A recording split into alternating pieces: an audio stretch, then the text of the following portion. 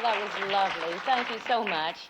And of course, we want to thank all of the wonderful artists who have given their time and their talents here today. And especially, we want to thank our gracious First Lady for her presence, for her wonderful speech, which meant delaying her visit to the President in Warm Springs in order to be with us. Another instance of her always being ready to sacrifice her own interests in a good cause.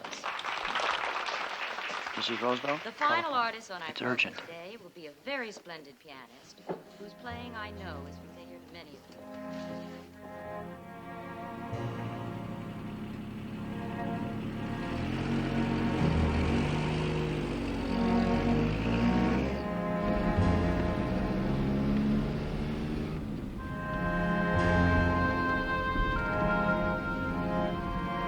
Hello? Mrs. Roosevelt, this is Stephen Early. Yes, Steve.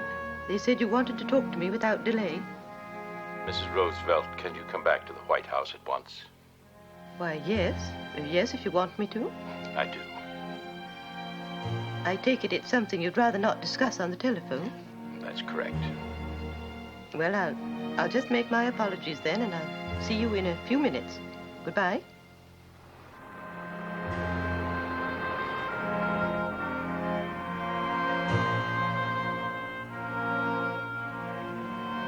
Mr. Early is waiting for you in your sitting room, ma'am. Admiral McIntyre is with him. I see.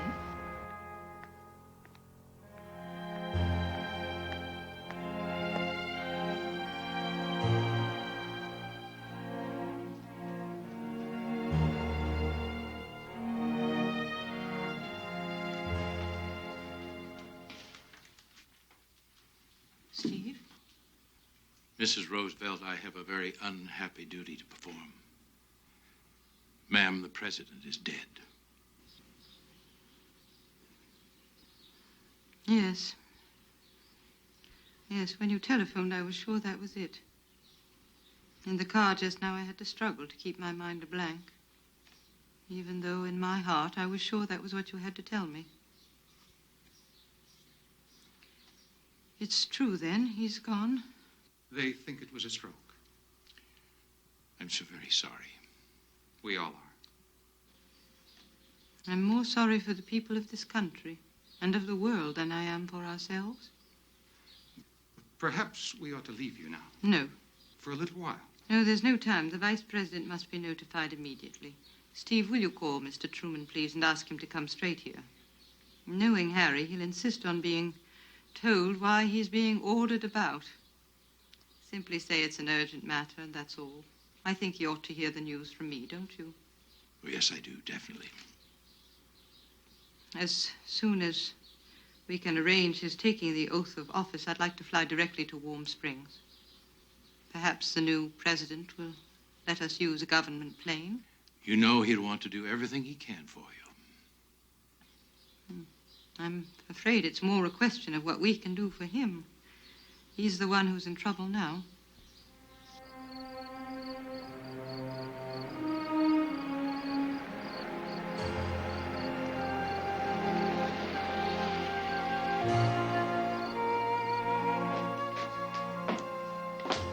She's here.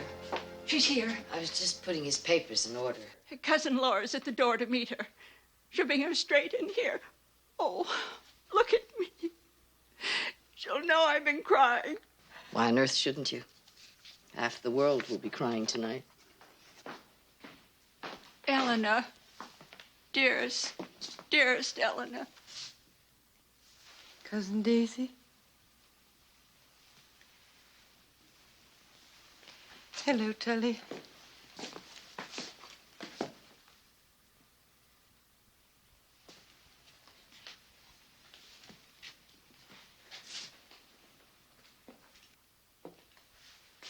He looks like he's asleep. Arthur dressed him in his robe and pajamas. Where was he when he fainted? Sitting there.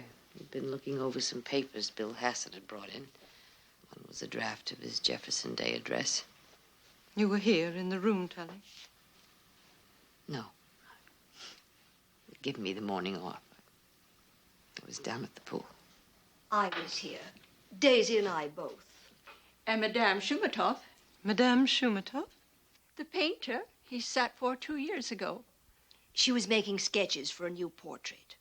And just before they were to stop for lunch, he suddenly put his hand up to the back of his neck and he said, "I have a terrific headache." And then he slumped in his chair.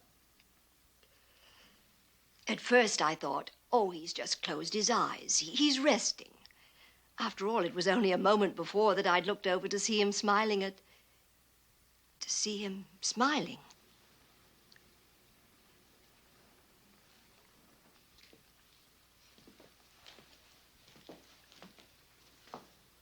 Was this what he was working on? Yes. You see, he just put a period at the end of a sentence. It was like Franklin, always to finish his thought. The only limit to our realization of tomorrow will be our doubts of today. Let us move forward with strong and active faith. Those are the last words we'll ever have from him. Not bad. Not bad. Why don't you go in now? Yes, I want to. We're all a bit dazed in the kitchen. I'll see about some coffee. Thank you, Telly. Well, perhaps Mr. Early and the others would like something. I'll give you a hand.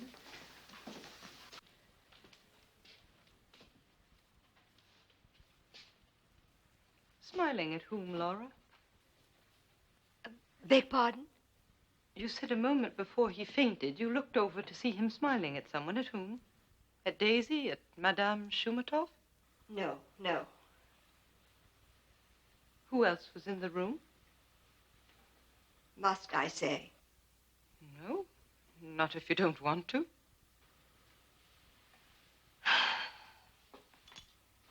Well, it's bound to come out one way or another. Mrs. Rutherford was here. Mrs. Rutherford? Lucy. You remember, she used to be Lucy Mercer. Married old Winty Rutherford. He died not too long ago.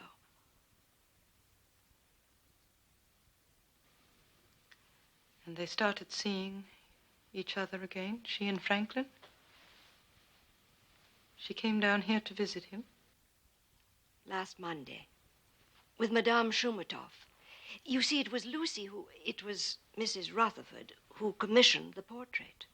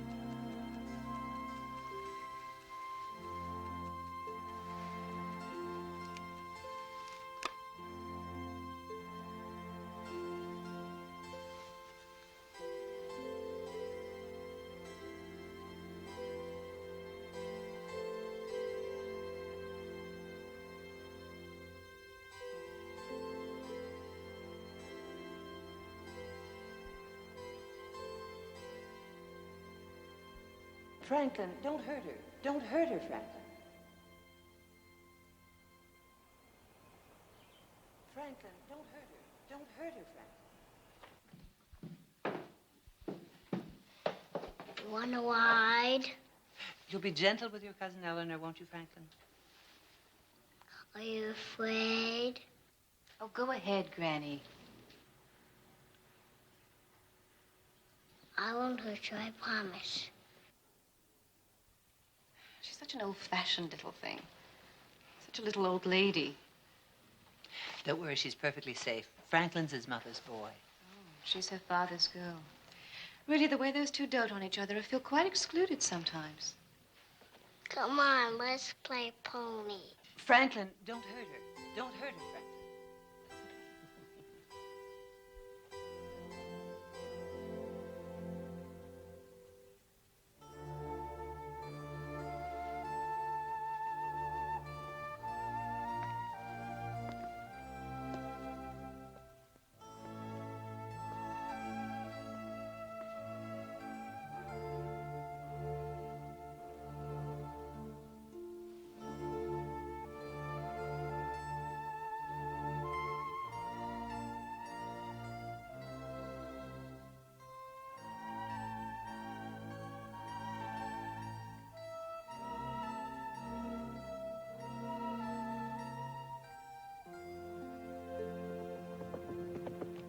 This one's for Eleanor.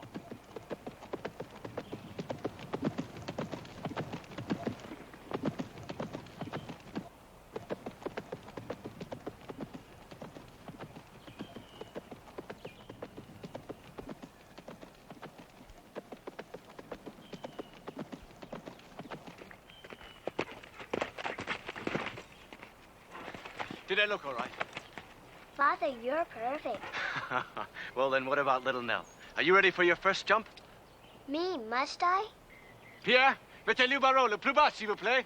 Le plus bas, monsieur? Oui, mademoiselle va sauter. Très bien. You're not afraid, are you? Go on, then. You saw how father did it. It's great sport, Nell. You'll love it once you've tried. Come on. Come on. That's it. A little bit more speed. Bring her head up a little. That's it. Think how wonderful it will be, flying through the air. Ready to rise now? Jump!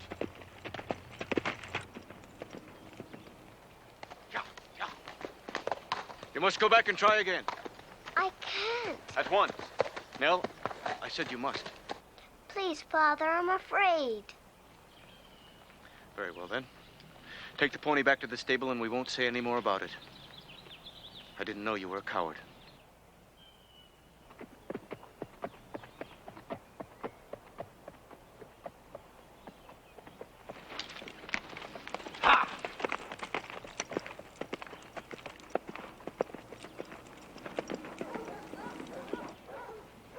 Paris, France, April 14th, 1891. Dearest sister, forgive the delay, but what with seeing Eleanor settled into school and looking after her little brother, I only just now have the time to answer your good letter. Looking back, this whole trip seems to have been one of alternate ups and downs. Our first month in Bavaria, Elliot took the baths and drank the waters, and seemed to have overcome the terrible depressions of last year.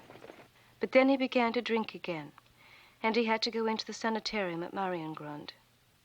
Now we have fled back to Paris, and things are worse than ever.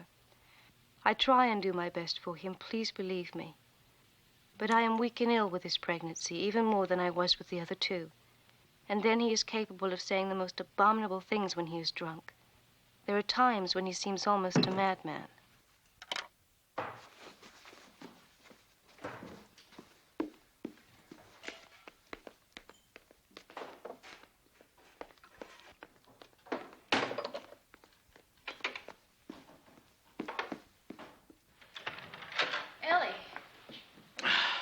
I'm home, sweetheart.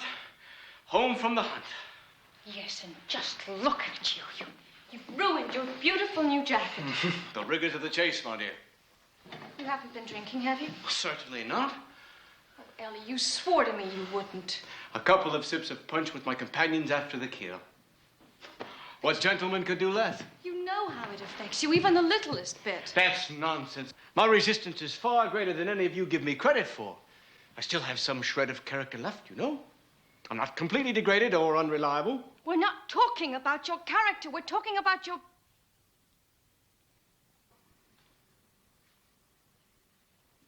What problem?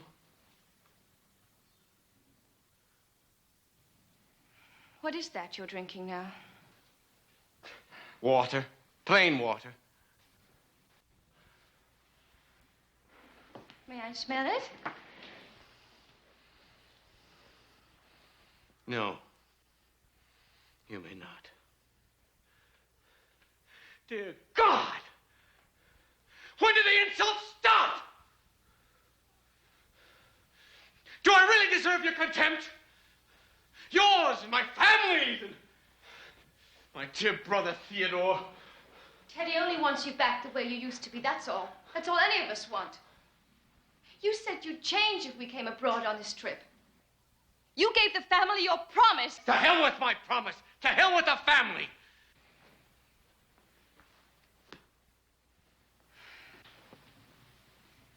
Shall we separate then? Anna, you mustn't talk about us separating. Please, darling. That's no solution to anything. Then tell me what we're to do. I'm tired, Ellie, I'm not well. You know I'm not. Anna, don't. I was sick all morning, and this afternoon I had those violent cramps again. Poor darling. I can't help it if I've been brought up to believe that people should do right rather than wrong. No. Of course you can't. You can't help being the way you are. Any more than I can help being the way I am.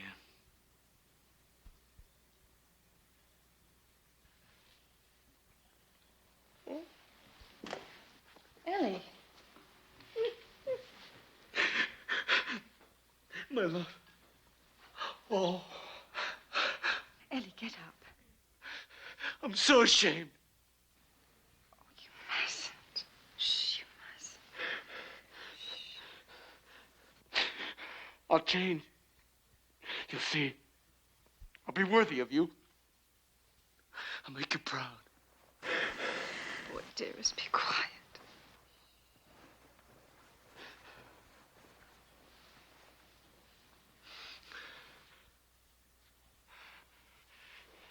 You're right.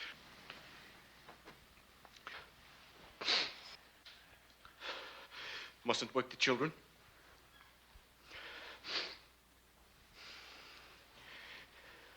It would be terrible if Eleanor should be listening. Eleanor's not here, Ellie. Not here. Where is she? She's in school. She's in the convent school with her sisters. You knew we'd sent her away. Sent her away. Why? Why did we do that? You know why. I didn't want her here when I'm unwell most of the time, and you're... Poor baby. Poor little Nell. All alone in a strange place. My God, she must be lonely. Do you suppose she thinks we've abandoned her?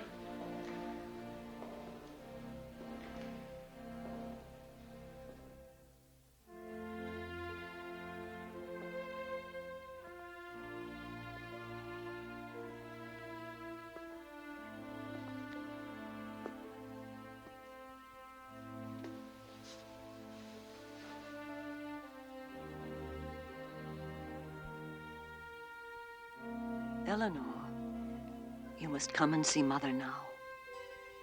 You must come and say goodbye. Would you like to kiss her one last time, child? No, thank you. Well, go along then. Your little brothers are in the nursery. Mind what you say to them.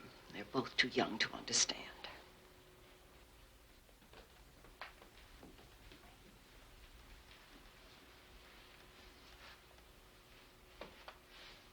Will I go live with my father now?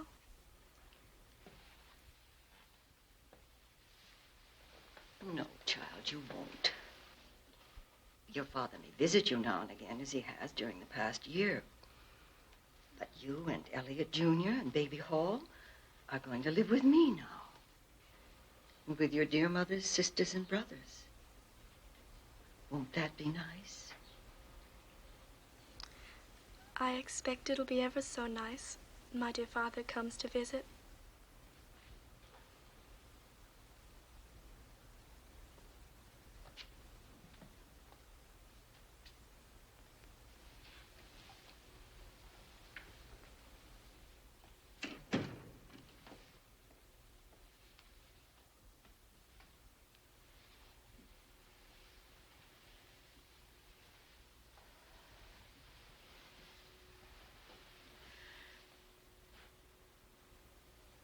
Never mind, my precious.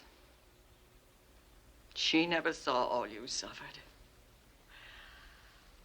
I promise you, before our dear Lord, that she will grow up as good and godly and righteous as her sainted mother. And that man will never be allowed to ruin her life as he did yours. So long as I have breath in my body to prevent it.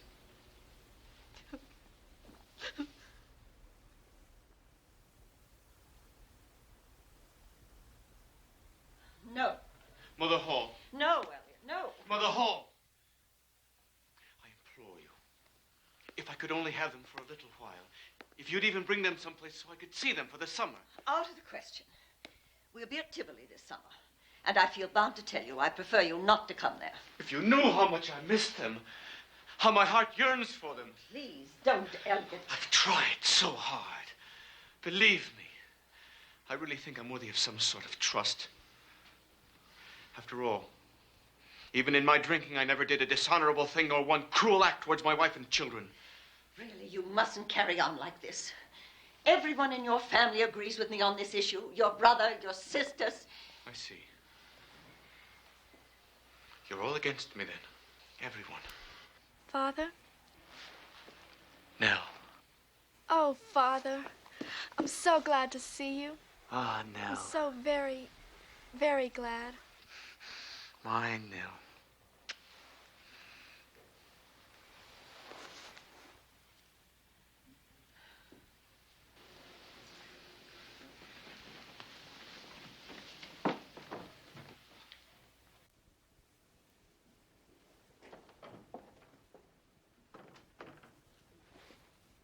Dear, dear Father. I know. Everyone isn't against you. I'm not against you. Ever. You're the only one who ever loved me. Your mother loved you, dearest. She loved little Ellie and the baby. She loved you, too. I'm not pretty. She was sorry about that. Who said you're not pretty? Well, you're beautiful. You're the most beautiful daughter I've ever had. Father, I'm the only daughter you ever had. Well, there, then, you see. I must be right, mustn't I? This dear little hand. But look. Someone has bitten the nails. Whoever did that, we won't let them do it again, will we? Sweetheart, love your father? I do. I do. No matter what, don't let anyone come between us. Ever. I'll always love you. I'll love you till I die. Nobody can ever really separate us. That's our secret. Someday we'll be together, really together. And you'll make a home for me, and we'll travel and do so many wonderful things. Promise? I promise. And you must promise to be good, not cause any trouble, study your lessons, and grow up into the kind of woman your father can be oh so proud of. I promise. Oh, I promise.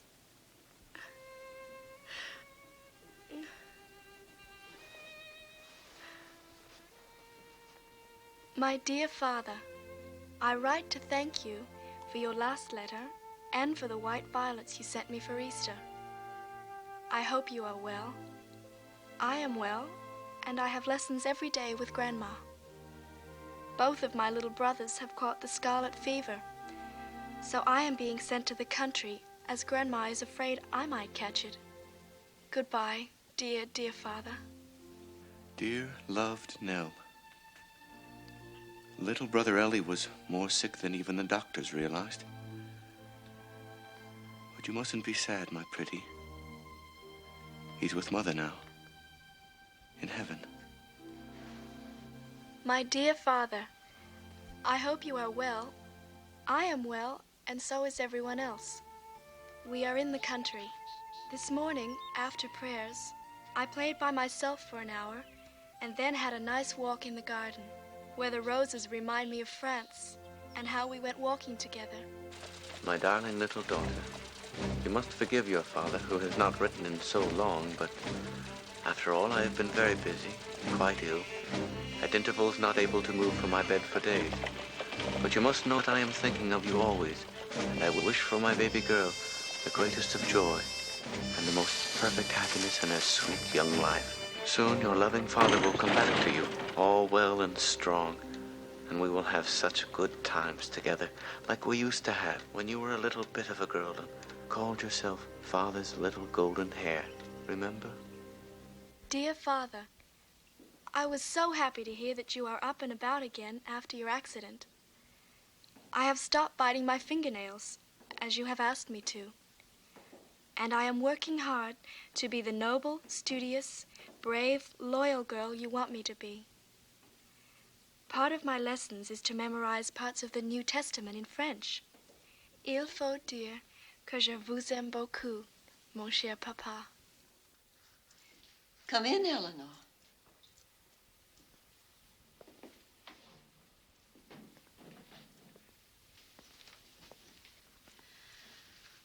I'm afraid I have a very unhappy duty to perform. Eleanor, your father is dead.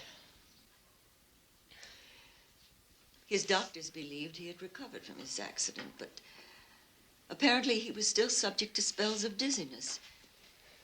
2 days ago, he fell and struck his head again. He never regained consciousness. I've had a letter from his brother, your Uncle Theodore. I think you might like to hear what he has to say. We need only have pleasant thoughts of Elliot now. He's just the gallant, generous, manly, loyal young man whom everyone loved. There. What do you say to that? I did want to see Father once more.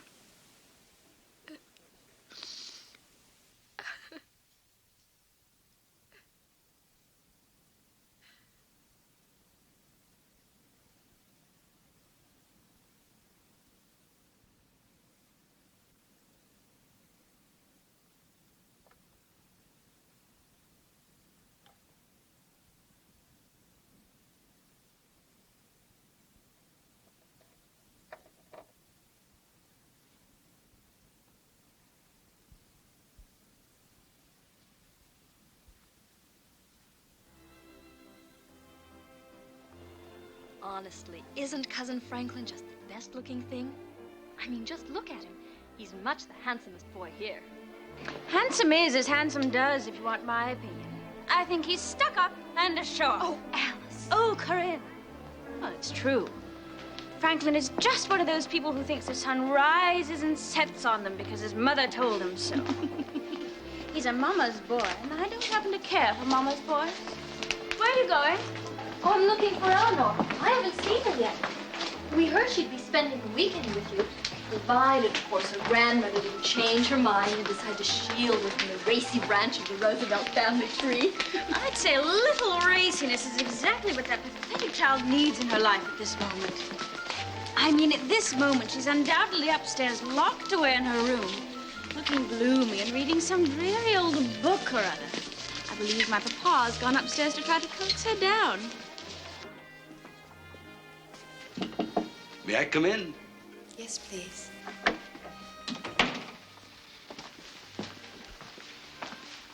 What are you reading? It's called Peter Ibbotson. It's pretty depressing stuff, isn't it? Oh, I don't think it's depressing. It's about this orphan who lives in a dream world. Do you live in a dream world, Eleanor? Well, I dream about my father quite a lot. You miss him, don't you? Yes. I miss him, too. I loved him very, very much, you know. Oh, he loved you, Uncle Ted. He often told me so. My dear, dear brother, he used to say. My dear Thee.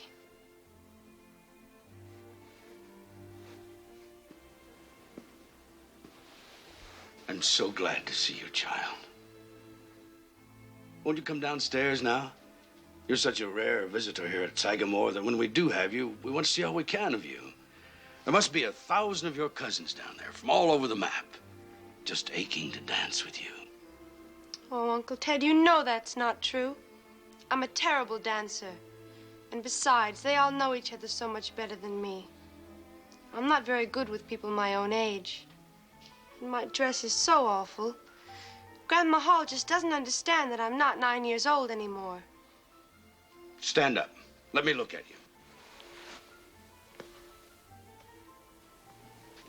It's true, the skirt could be a bit longer to be in fashion. But otherwise, I think it's quite a bully dress. When I look in your eyes, I see your father. You think I have his eyes? Oh, I know it. Sane, kind, gentle eyes.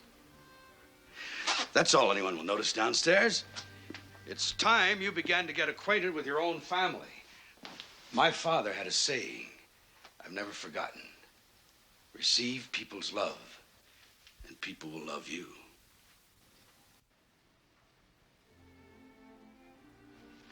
Will you come?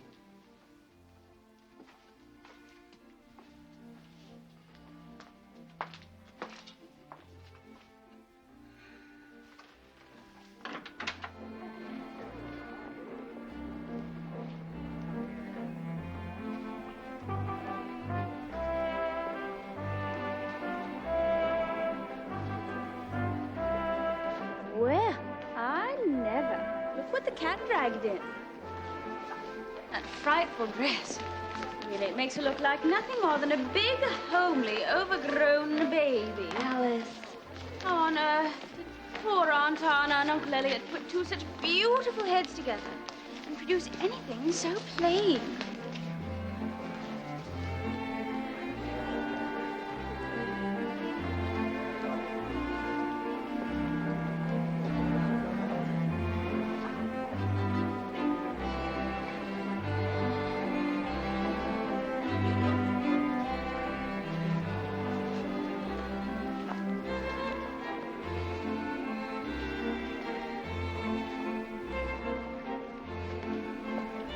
May I cut in? Oh, may I cut in, said the tailor to the morning coat. What did the morning coat say? Cut away! Cut away! I love it. Don't you love it? Shall we?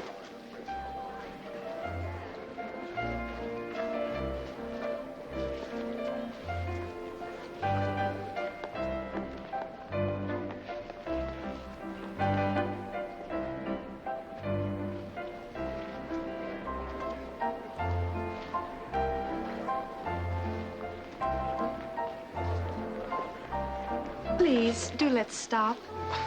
Aren't you enjoying it? No. I'm sorry, I haven't danced much this year. I've been trying to be more studious. Well, it's not you, it's me. Please. All right. What about some punch?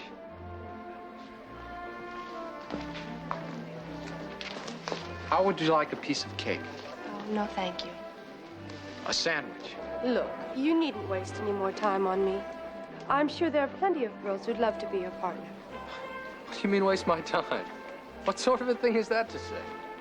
I know why you asked me to dance. Because I wanted to. You're not telling the truth. It was because Aunt Edith asked you to. I saw her whisper to you when I was dancing with Uncle Ted. Yes, but I wouldn't have done it if I hadn't wanted to, would I? I don't know, would you? No, I wouldn't. That's the truth. Do you care for this or not? Yes, please. It's beastly hot in here. What do you say we go out on the porch? I don't mind.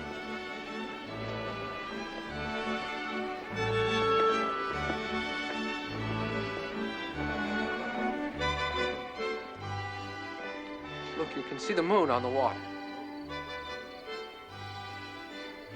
It's a long time since we've seen each other. Yes. Funny thing about this family, there's so many of us, so many branches. We all seem destined to meet one another every few years for the whole of our lives and never be anything more than just distant cousins. sad, really. Yes. Have you ever tried to figure out what sort of cousins we are? I mean, are we fifth cousins 6 times removed, or are we sixth cousins 5 times removed, or what? Oh, don't ask me. I'm hopeless at anything involving numbers. I'd be happier if I'd never heard of long division or calculus. What are you good at? Languages. Literature. Literature's what I love best. Languages and literature. Good Lord, I never knew you were a brain. Well, we really don't know each other at all, do we? No, we don't. We ought to get to know each other better. I don't see how we can. Why not? I'm going away to school this fall. Far away? To England. A school called Allenswood. How long will you be gone?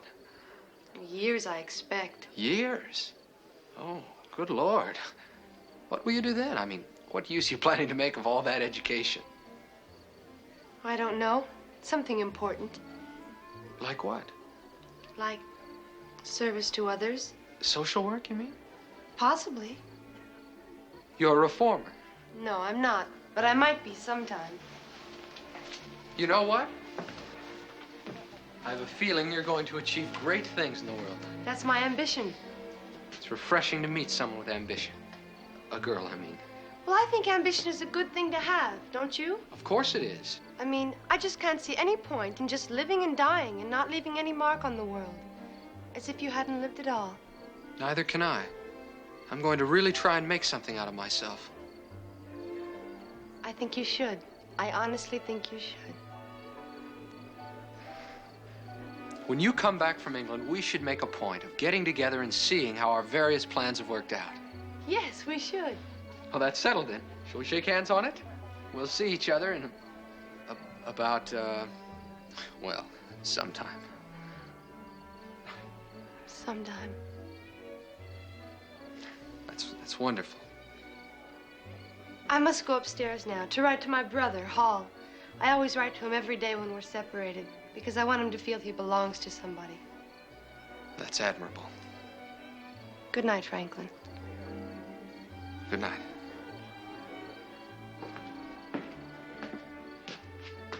Eleanor. Yes? Nothing. I just said your name is all.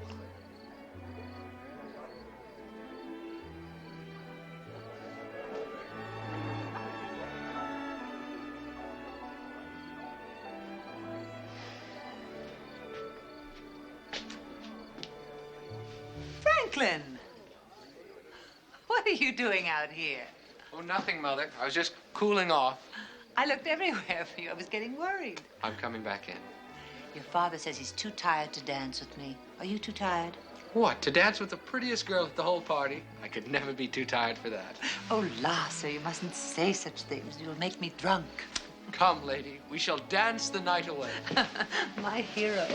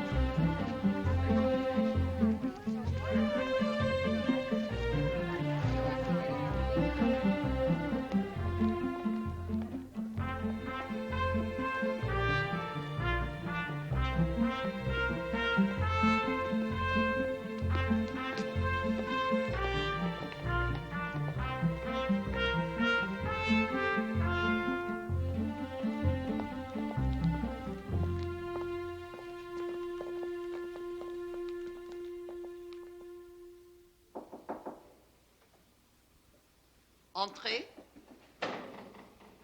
Ah, Mademoiselle Roosevelt. Entrez, s'il vous plaît. Asseyez-vous. Merci, madame. Mademoiselle. Mademoiselle, je vous demande pardon. Pourquoi? C'est pas votre faute, après tout. I think we'll speak English for the time being, yes?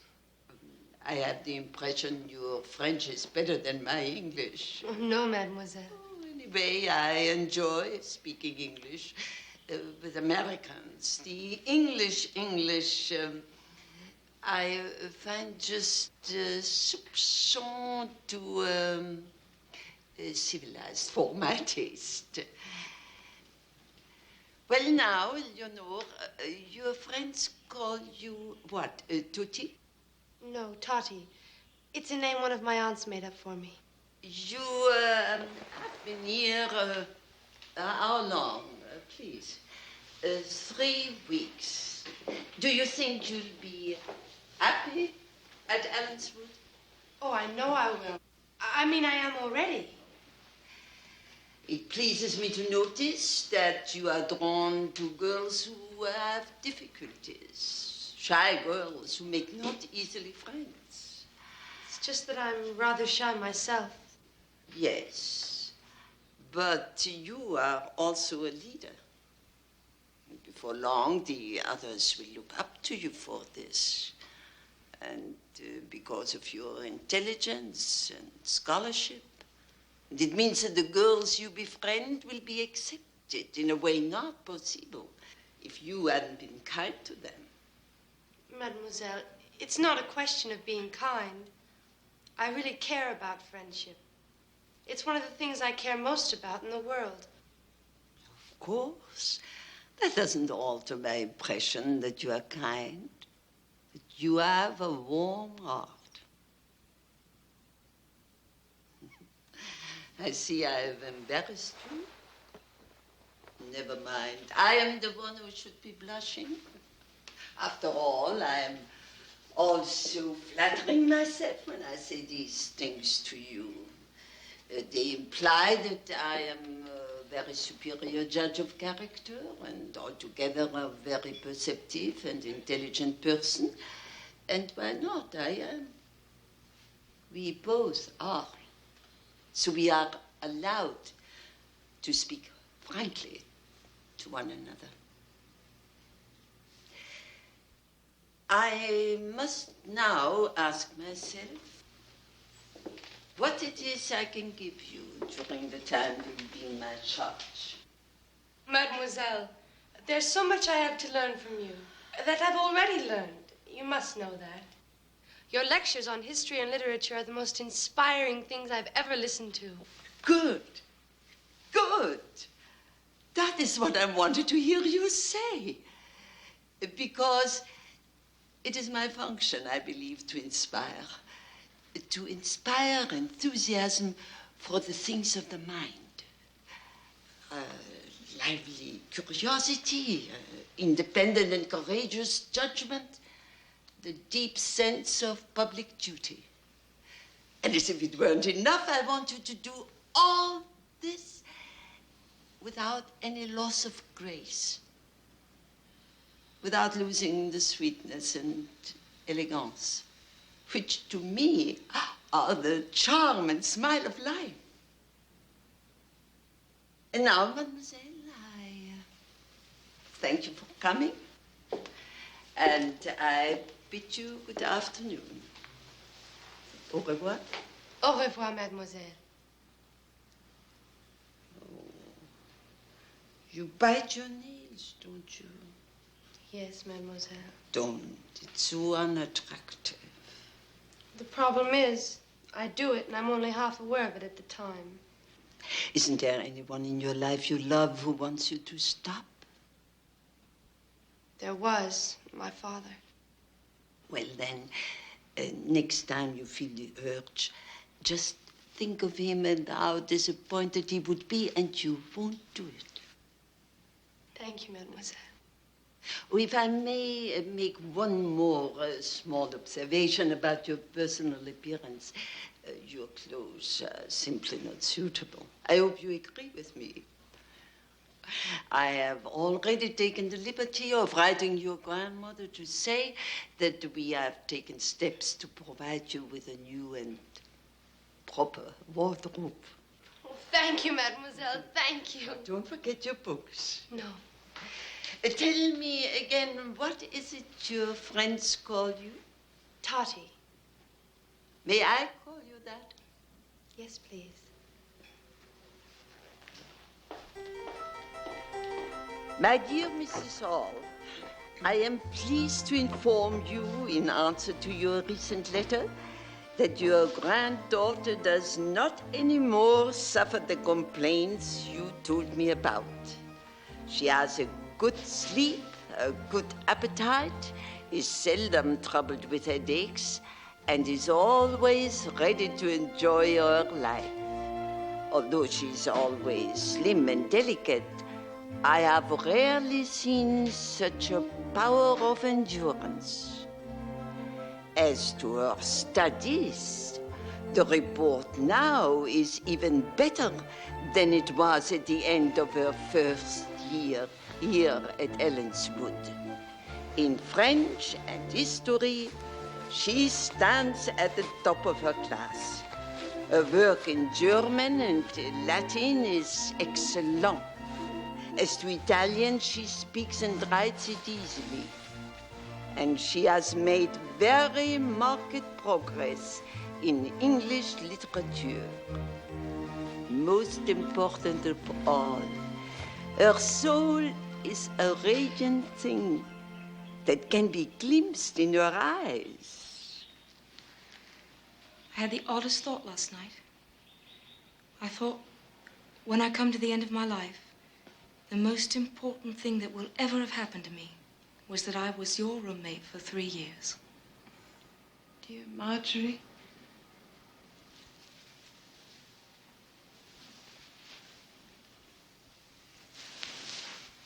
I do loathe your grandmother. You mustn't. She always does what she thinks is right for me. No matter how utterly wrong. Yes.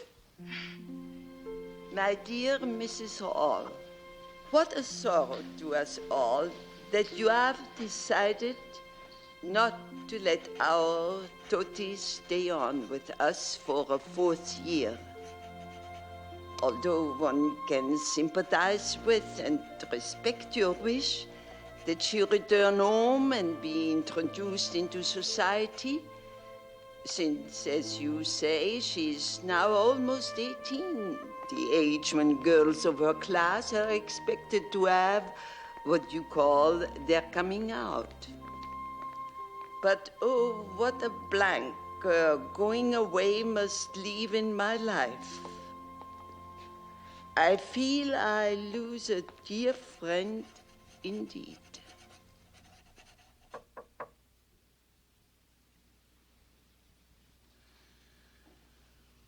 Entrez.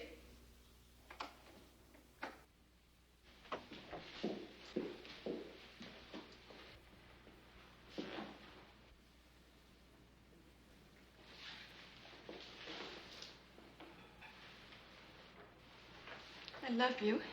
I love you. You've given me the 3 happiest years of my life. I can never thank you enough. Don't forget me. Forget you? Write to me sometime. I will. I will. There is one way you can thank me if you really want to. Anything. Be all that you can. Be everything you are capable of being. And I'll be repaid. You agree? D'accord? Oui, d'accord. Merci. Ah non. C'est moi qui vous remercie. Maintenant, vous feriez bien de partir. La voiture vous attend. Entre nous, il n'est pas question d'adieu. Je vais dire simplement au revoir. Au revoir, mademoiselle. Au revoir, mademoiselle. Bon voyage.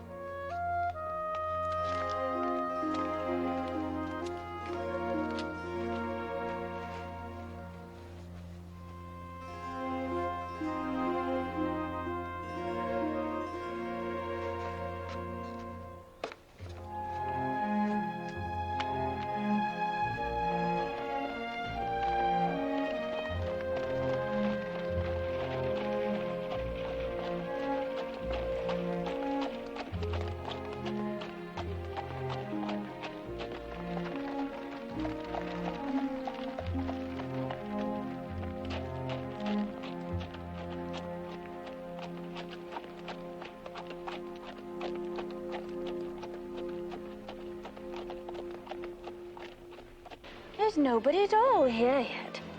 Nobody of any importance, that is. Oh, Alice, there are lots of nice people. Just look around.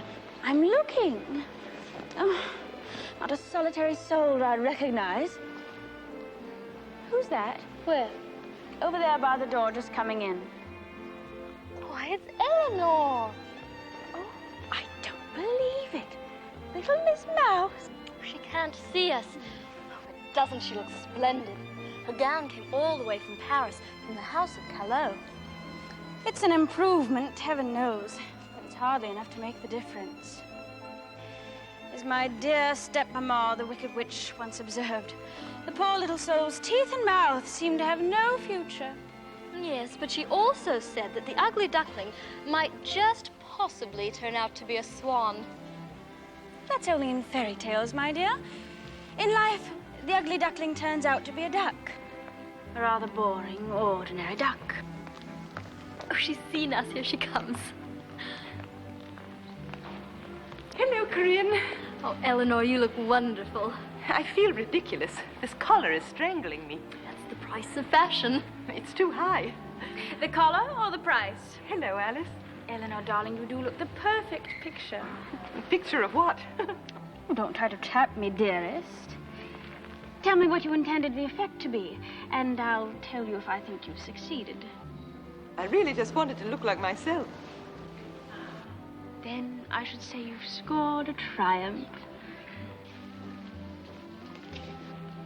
Oh, Alice, there's Bunny Pierpont. Oh, Bunny Pierpont, divine young man. No doubt come to claim his dance. Good evening, ladies. Bunny Pierpont, you devil. Oh, Bunny, have you met my cousin, Eleanor Roosevelt? Yes, I've had that pleasure. Do you remember? It was at the cotillion the Hillborn Roosevelts gave for their daughter, Dorothy. Yes, of course I remember. This thing's very slow getting started, isn't it? Perhaps it would help if more of us would dance. Would you care to dance, Miss Roosevelt? I just happen to have this one free. I'm sorry. I should have said Miss Eleanor. It's confusing. So many Roosevelts about.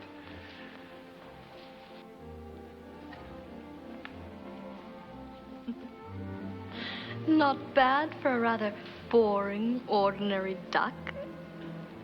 Shut up. You've been away at school for several years, I believe. Yes, that's right. Well, I wonder what you make of all that's happened while you were gone. McKinley's death was quite a shock, of course. Although some people would say not so much of one as Teddy Roosevelt succeeding to the presidency. My father calls him that ribald little beast in the White House. He's some sort of distant relative of yours, isn't he? He's my uncle. I'm sorry. It's all right. He's Alice's father, you know. Yes, I knew that. But I just didn't realize. Look here, I really am awfully sorry. Personally, I think your uncle is going to make a very dynamic president. So do I. He's a very dynamic man. He's a very good man. Yes, of course. I could bite my tongue off. Honestly, it doesn't matter. I deserve to lose you.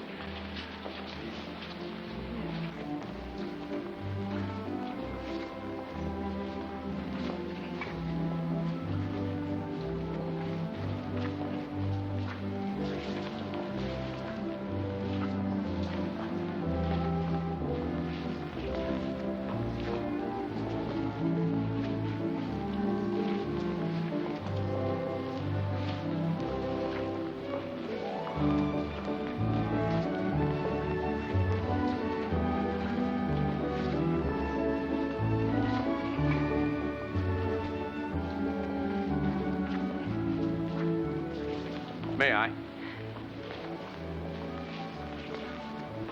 There have been some changes made. On both our parts. No one can say we haven't grown. We're certainly taller.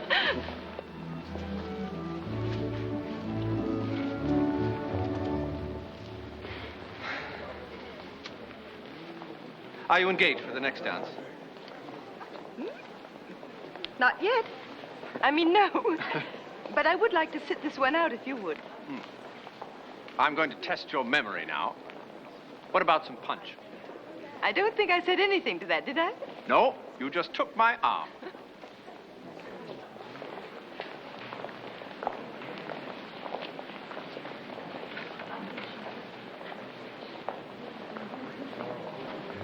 can't complain of the heat in here. And there's no porch to walk on. No moon on the water. But at least we can find someplace quiet to talk. I'd like that. Voulez-vous me suivre, chère mademoiselle? Elle est par ici, la sortie. You've been polishing your French. Well, I told you I was going to buckle down. You really inspired me, you see. Did I?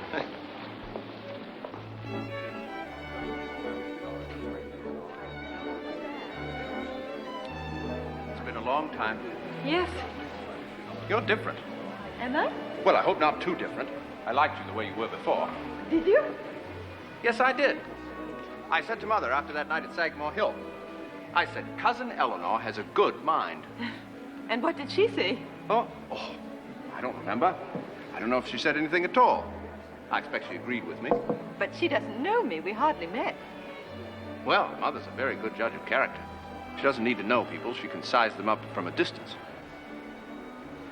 I should think that would be terribly difficult.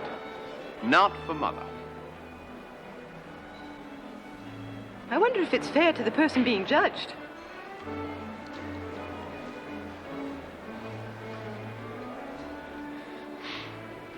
That orchestra doesn't seem to know anything but waltzes.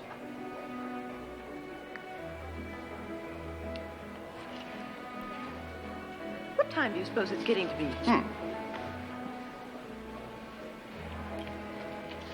Half past 10. I must go. Go? The party's just getting started. I'm sorry. I hadn't intended to come at all, but my grandmother insisted. She's awfully keen for me to make a splash in society, and I hate to hurt her feelings. Anyway, I'm going. Oh, I remember to write your little brother. No, my brother and I are together most of the time now. No, it's just that I have a class first thing in the morning. You're still in school too, then, are you? In a way, I'm teaching now. Teaching where? At a settlement house, Rivington Street. Where's that? On the Lower East Side. Teaching poor children? Yes. You've joined the Junior League, then? 2 weeks ago. Good for you. That's wonderful. A lot of people laughed when they went into the settlement houses last year. They said it wasn't ladylike, or just poo-poo. It was a lot of bored debutantes amusing themselves. But I think they've done some really splendid work in the slums. They have, and there's so much more that needs to be done you can't imagine. It's been a revelation to me. I don't think people like us, who've had our advantages, can ever really imagine what it's like for people who haven't had any, who have to scrape for their daily bread, who have no joy or grace in their lives. Very soon now, there's got to be a change, and I want to be a part of it, if only a very small part. You're still a reformer, I see. Still trying to do something useful. But doesn't all that rather interfere with this mad social whirl, the balls and the parties? Just the opposite. It's the balls and the parties that seem to me to interfere. The threat of disgrace if a young girl hasn't caught a husband, or at least a steady beau by the end of the season. It's all so horrid. I mean, love isn't a contest, is it? At least it oughtn't to be. Personally, I wouldn't want a man I could catch. You want the man to catch you? No, not that either. What I'm trying to say is that this ancient ritual of parading young girls under men's noses in the hope that they'll take up the scent strikes me as brutal and primitive and rather disgusting. Bravo. I'm sorry, I didn't mean to make a speech. Oh, don't apologize. Please, don't ever apologize to me for speaking your mind. I find your opinions very stimulating. I'm going. Good night. I've noticed something else about you. What? You don't bite your nails anymore. No, I don't. That's wise, because you have beautiful hands. I thought they were beautiful before, but they're twice as beautiful now. Good night. Will you do me a favor? What?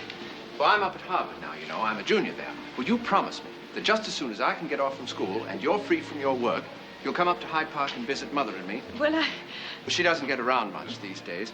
She's been in mourning ever since my father died 2 years ago. Well, it would be nice to see her again, of course. You'll come? If you really want me. I do. All right. Thank you. Now, I honestly do have to... One more thing. I want to ask one more favor of you. Will you do it? Probably. I want you to dance with me. Just one more dance to seal our bargain. Our bargain? That we're going to see each other. That we're going to see each other very soon. The chances are we'll be seeing quite a lot of each other from now on, and that we will never, ever be distant cousins again. please.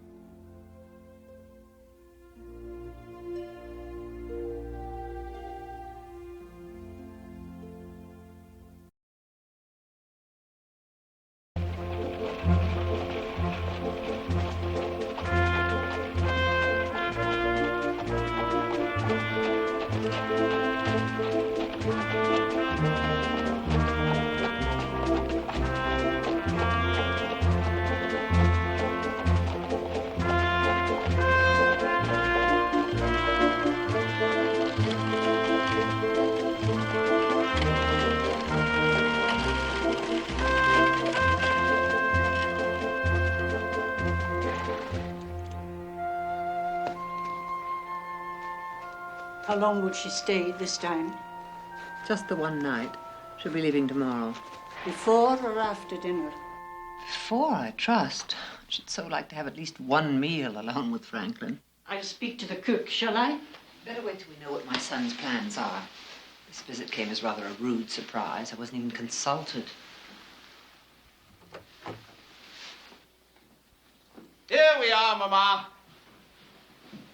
What took you so long? Did you stop along the way? Oh, their train was 20 minutes late getting in. Why didn't you telephone from the station? I was worried about you. For all I knew, you might have had an accident. You might. Mother. Well? Here's Eleanor. Eleanor? Oh, dear child, forgive me. It's kind of you to have me back so soon, Cousin Sally. Not at all. How charming you look. A little pale, perhaps. You haven't been ill. Why, no. Good. I expect you're just feeling wilted from the journey. It's a very short journey. All the same, you'll want to freshen up. I'll take this. Elspeth will be happy to show them the way. You can stay and talk to me until Eleanor's ready to join us for lunch. Don't be long. I'm famished, aren't you? Yes.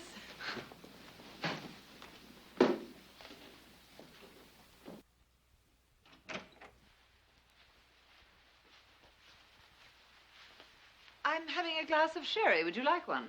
You never take anything before lunch. I feel like it. Well? I'd rather a glass of beer. Of course you would. I'm sure all your fraternity brothers would say the same. But you're not in Cambridge. You're not in Boston. And this is your home, not a tavern. May I smoke? Must you? Ah, well. When could I ever refuse my boy anything? Here's to us, Mama. To us.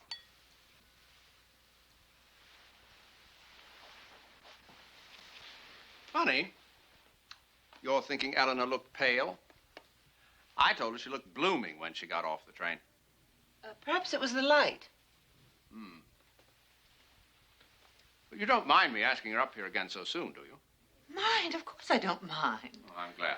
She's a delightful child. I'm very fond of her. I've told you so before. I'm very glad. I do think it would be more appropriate at your age to cultivate a variety of girls rather than just see one or two with any special frequency. Mother, you are going to be so impressed with Eleanor when you get to know her. When I get to know her? Well, Franklin, I've known the child forever. I knew her parents. I was very fond of her father. Of course, I was never blind to his shortcomings the way so many others were. You mean his drinking? That was part of it, yes. What was the other part? Oh, it's nothing we need discuss right now. Mother. Well, I think you know he was committed to an asylum when he was in Europe. Well, that was for the drink, wasn't it? He behaved badly when he drank. I fail to see what any of that has to do with Eleanor herself. Quite possibly nothing at all, and yet those closest to her do seem to take it into account. Now, what does that mean? Well, you know what it means. It means her grandmother never lets her venture more than a few miles from their doorstep without having a maid in close pursuit. Well, you surely don't think that she suspects Eleanor of being the least bit unstable. Certainly not. It's obvious to everyone how down-to-earth Eleanor is, how serious and solemn. And strong, Mother. She's deceptively strong. Oh, I wish you could see her at Tivoli, as I have. How they all look up to her. Aunts and uncles both. They come to her for advice and help. Even Mrs. Hall. It's as if Eleanor were the grandmother and not the other way around. Yes, she always did have that quality. I remember her mother calling her Granny when she was no more than 2 or 3 years old. You like that in a girl, do you? That surprises me. Yet you've almost never talked to me about girls. I don't know why it should. I don't know whether I like it in girls. I expect I like it in Eleanor because I like Eleanor. You do understand I'm not saying anything against the dear child. I'm only saying it's clear Mary Hall feels, due to certain regrettable circumstances, that Eleanor is more than normally vulnerable to rumor and gossip. Rumor and gossip? Eleanor? Or would be, were she ever to overstep that strict line of decorum society lays down for girls her age. Mother, she's as gentle and pure and innocent as any girl you'll ever meet. You've only got to look in her eyes to know that it's so. And you must never say anything about her father's drinking or any of that. She adored him. It would break her heart. Franklin!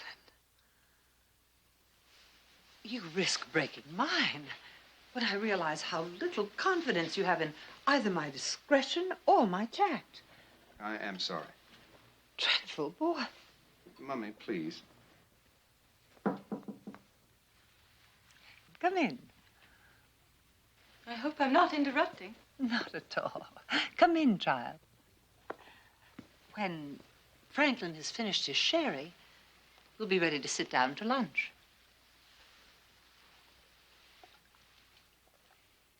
Won't you tell me what you're hiding from me? Oh, it's a surprise.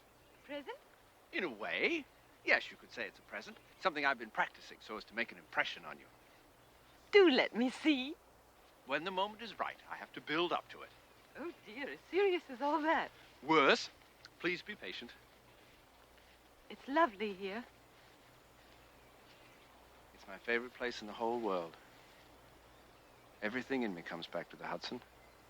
This valley. What a perfect place to grow up. I thought so. There was always so much to do all year long. I used to love autumn because I love trees. I used to spend the whole day collecting leaves and pressing them in a book and labeling them. In winter, there was skating and sledding, and I even had an ice boat called the Hawk I'd take out on the river when the water was frozen.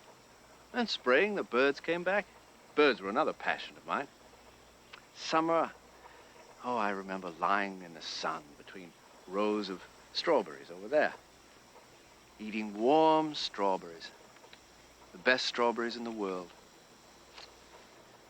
Going out into the fields and digging into woodchuck holes with my dog. Were you a lonely little boy? Not lonely, exactly. I think maybe I miss knowing other children. Yes. I only had Hall, and he was more like my son than my brother. I was around grown-ups so much. It seems as if I was just a miniature grown-up myself instead of a child. No wonder they began addressing me as my little man. When I was 5, my father took me to visit Grover Cleveland in the White House. And I'll never forget this. He put his hand on my head and he said, "My little man, I'm going to make a strange wish for you. I wish that you may never be president of the United States." Did he really? Oh, I swear it. Why would he say that? Because the burden is so great? Either that, or because I was such a precocious brat, he thought I might have designs on his office. Precocious brat? You weren't. I was really abnormally shy about strangers. Oh, I was too. Agonizingly shy. I realize now that I was abnormally worried about the effect I had on other people. It was as if I were, I don't know, an actor, always giving a performance I thought would please, rather than simply being myself. I know exactly what you mean. We're alike, in some ways. Have you just noticed that? My problem at the moment is that I still feel I have to make a conscious effort to, you know, sort of charm people. Trouble is, I try too hard. It tends to put some people off. They think I'm insincere. I don't think that. I don't think that at all. But you're a supporter of mine. I suppose I am. I can't tell you how your letters have been encouraging me this past term at school. It's like being on the football team and having your own private cheering section. I'm so awfully grateful to you. What about the surprise? Oh, yes, all right. Sit over here. You want to make yourself comfortable. You may even want to brace yourself. I'm braced. Are you comfortable? Yes, quite. All right. Close your eyes.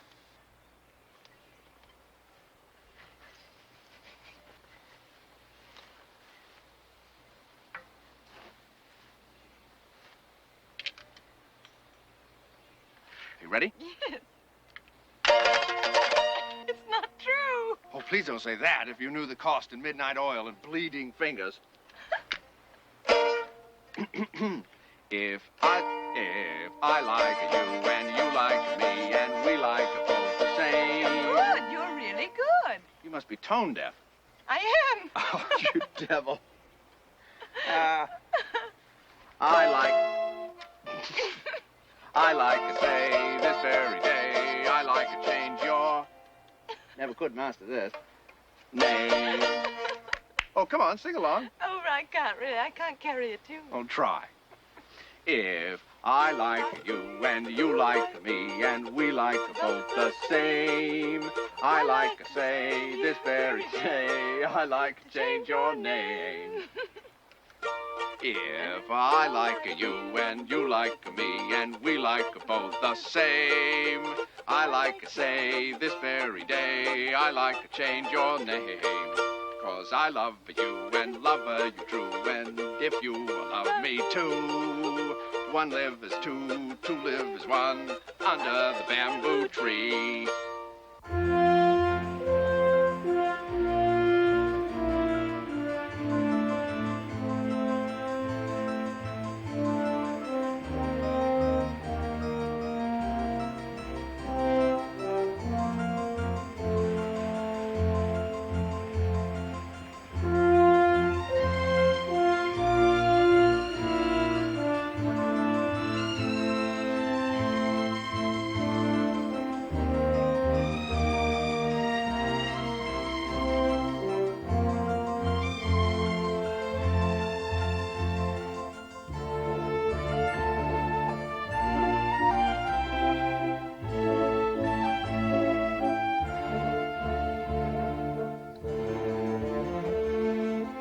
Dear Eleanor, one more week till spring exams.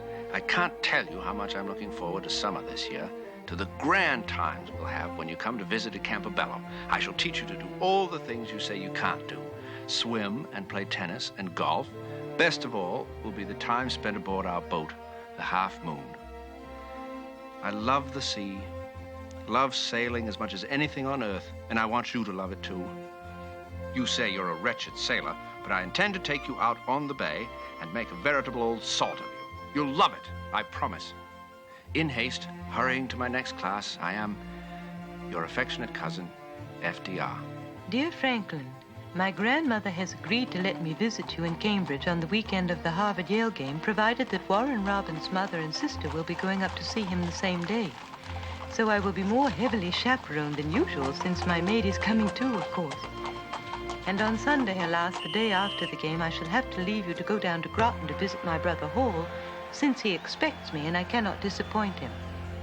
It will be so good to see you again, even though I fear we will have very little time alone together, if any.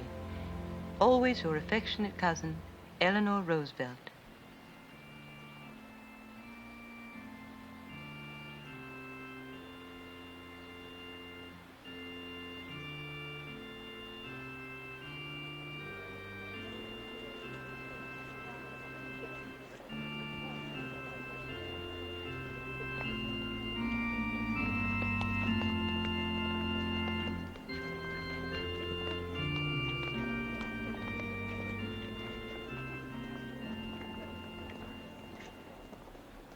Nicholas Philpott is an atheist.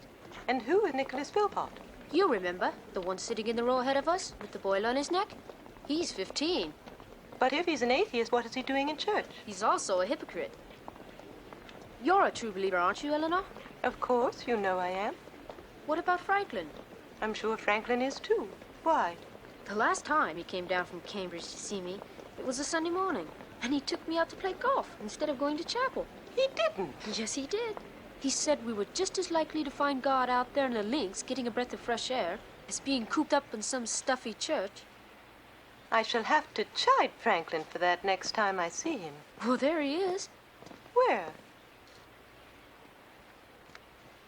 I didn't know he was coming down today. I didn't either. Surprised? Very. Pleasantly surprised. Yes, of course. Hello, Hall. Good morning. I felt as if I hardly saw you yesterday. I never did get to say what was on my mind.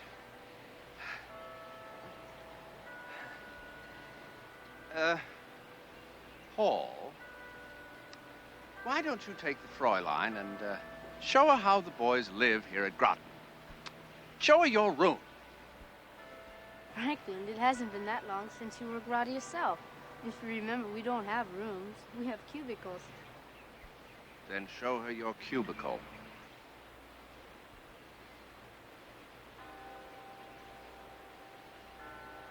Fräulein Schreiber, kommen Sie mit mir bitte. Sind Sie sicher? It's all right? You're sure? Yes.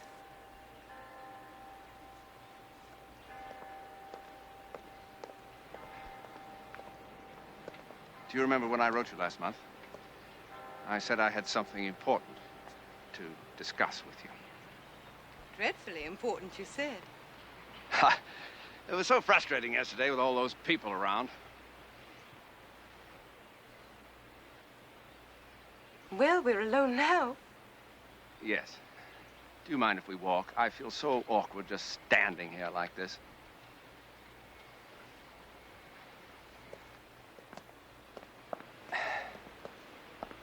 I expect you know what it is I want to talk to you about.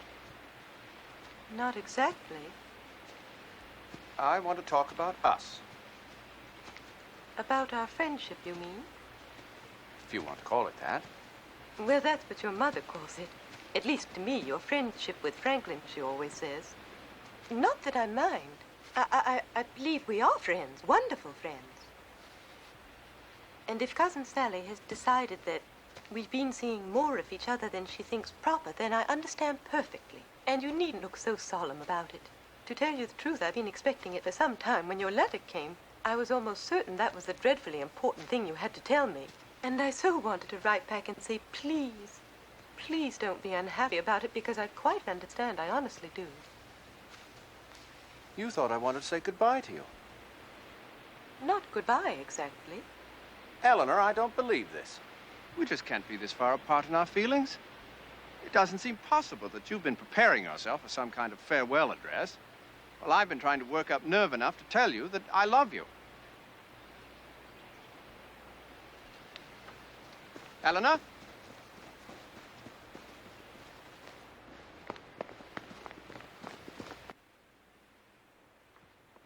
Eleanor? Eleanor? Eleanor, what's wrong? That's your way of teasing. It's a very cruel way. Teasing? I've never been more in earnest in my life. What do you think I've been leading up to all these months? All these months, exactly. In all these months, meeting in the country, in the city, going to church together and the theater together, going to museums and galleries, having lunch together and tea together and dinner together, talking about everything under the sun. You've never once broached the subject of love, and you know it. Because I couldn't. Because I didn't know how. I'm not a Don Juan, as it happens. I can't fall back on my experience, my suave technique. No, no, I just have to blurt it out like a roaring maniac right here in the middle of the Groton campus. Shouting. Of course I'm shouting. Haven't you been listening? That's just what I said. You can't possibly love me. I beg your pardon? You heard what I said. Well, say it again. I said you can't possibly love me. Well, why not? You just can't. Is that an order or an edict or what? It simply isn't possible. You keep saying that, and I want to know why. Why can't I love you? Is there some reason I don't know about? Oh, you know the reason. You say you're no Don Juan, and perhaps you're not. Perhaps But if you're honest, you'll admit there were lots of girls you flirted with before I came along, and several others since. Flirted? Yes, I don't deny that. Now, just this past year alone, I could name 5, 6 girls who've had their caps set for you. I'm sure you could name even more. Beautiful girls, really beautiful. But I can't think of it. I can't think of any more than 2 or 3 if it comes to that. And even if I could name 50, what of it? What of it? Yes, what of it?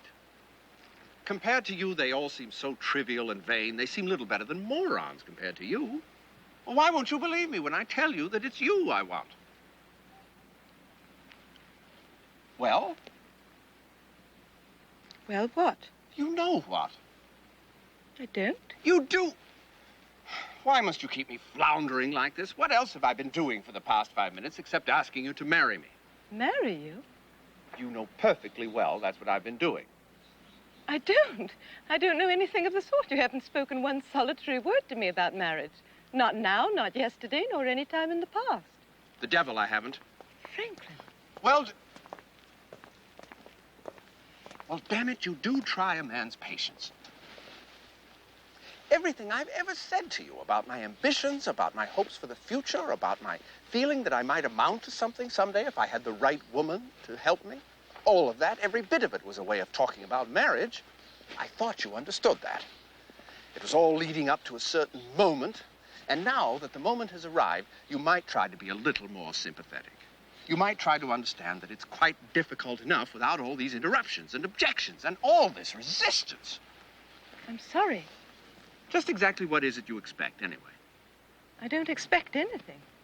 A really traditional, formal, straightforward, proper proposal. Is that it? All right. All right, if that's what you want, then that's what you shall have.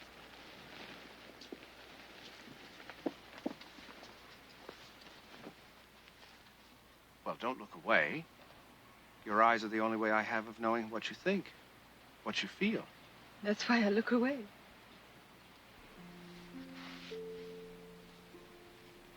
Miss Roosevelt. Miss Roosevelt. Mr. Roosevelt has the honor of asking you to become Mrs. Roosevelt. If you can't think of any other reason for saying yes, I urge you to consider your writing paper. My writing paper? Your writing paper, your luggage, anything that has your name or your initials on it. If you took me, at the very least, you wouldn't have to replace any of those things. Think of the saving. Well? Oh, Franklin, do you want me? Do you really want me? Look in my eyes. No, but truly, you must.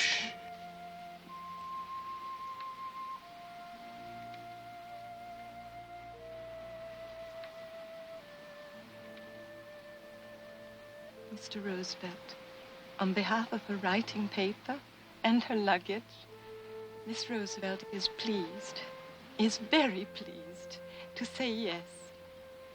Yes. Oh, yes. No. No, it isn't fair. Fair? To break it to me like that, to just blurt it out on Thanksgiving of all possible days. The entire Delano clan waiting for us to come downstairs to dinner. I'm sorry, darling. This seems to be my week for blurting things out.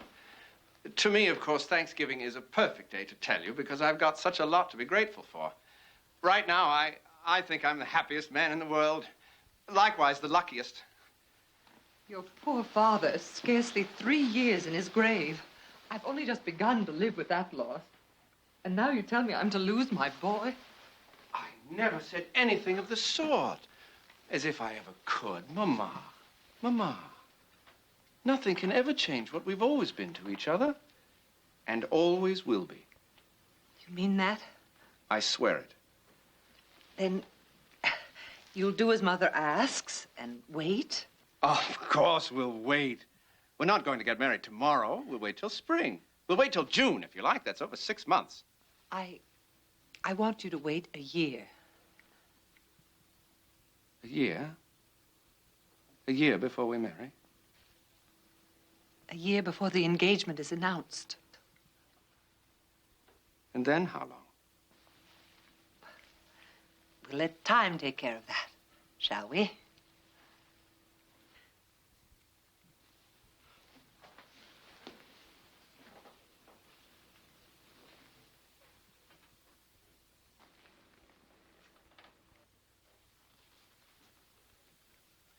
We'll wait as long as you see fit. But I warn you, it won't make any difference in the way we feel. Sooner or later, Eleanor and I are going to be married. I don't care how long it takes. You have always been willful and obstinate and absolutely determined to have your own way in all things. Of course. I'm your son.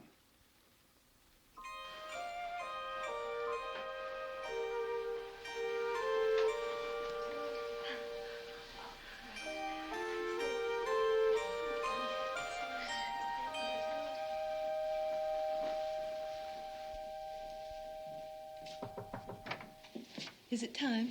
No. The president hasn't arrived yet. They say he's delayed watching the parade on Fifth Avenue. There's a huge crowd outside waiting for him. I know. He's much more the attraction than Franklin and I. Thank you, Ellen. I'll be all right. Why don't you go and see if Alice and the others need help? Yes, Miss. Grandma, don't.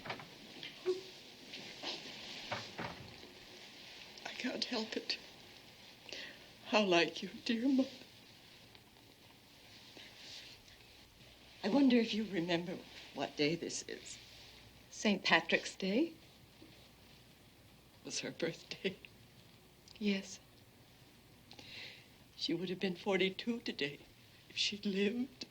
Oh, Grandma, don't cry. Remember your rule. Crying distresses people. If you feel like crying, go in the bathroom and turn on the taps.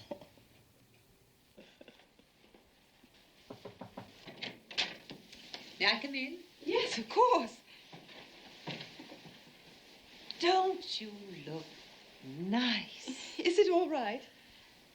Something's missing. Oh, dear. It just wants one more thing to give it that little touch the French call soigné. Oh, Grandma, look. Isn't it beautiful? Pearls. Diamonds and pearls. I made a sketch for the jeweler, and he executed it exactly as I specified. Put it on. Help her with it, will you, Mary? When I gave Franklin his gift, he wept. Can you imagine? There were actually tears in his eyes. And he called me Mummy, the way he used to when he was small. He almost never calls me Mummy now, except in letters or when he's trying to get round me. When he said it this morning, I thought, in his heart, he's still my own boy. There now. That's much better. That's the way his bride ought to look. Oh, it's beautiful. Thank you, Cousin Sally. Mama. You must call me Mama from now on. Yes, Mama. I wish... Wish what? It's nothing. No, say, it's your wedding day. You're entitled to a wish, after all. I wish you could learn to love me a little. These children. If I weren't fond of you, would I be taking the trouble to find an apartment for you while you're abroad? Would I be planning to decorate it and furnish it myself? Interview maids and footmen and cooks for you? Franklin and I talked of having a very little apartment where I could look after him myself. Nonsense. You're not trained to clean or cook, are you? No, I can't even make toast without scorching it. That's why we thought it was about time I learned. Oh, don't be silly. You mustn't trouble your little head with such matters. You must learn to rely on me.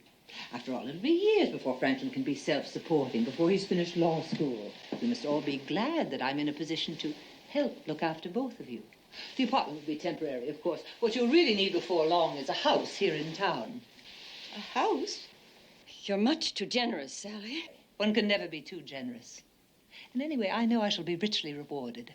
I know the children will show their gratitude in 100 little ways when we're all together under one roof. One roof? The sort of house I have in mind is just what Cousin Susie and her mother have here. 2 houses, really, but joined together with doors between on every floor so that one can come and go at will. I shall design it myself, just as I did your choker. With a little encouragement and cooperation, I shall design a very comfortable life for us all. Oh, your Uncle Ted is arriving. I'd better go down. You mustn't be nervous. No. Remember, I'll be there, always. Yes, Mama.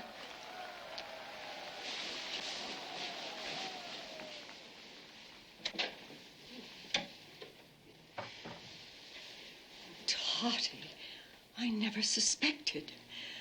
I can't bear to think of you unhappy. We could go home, you know.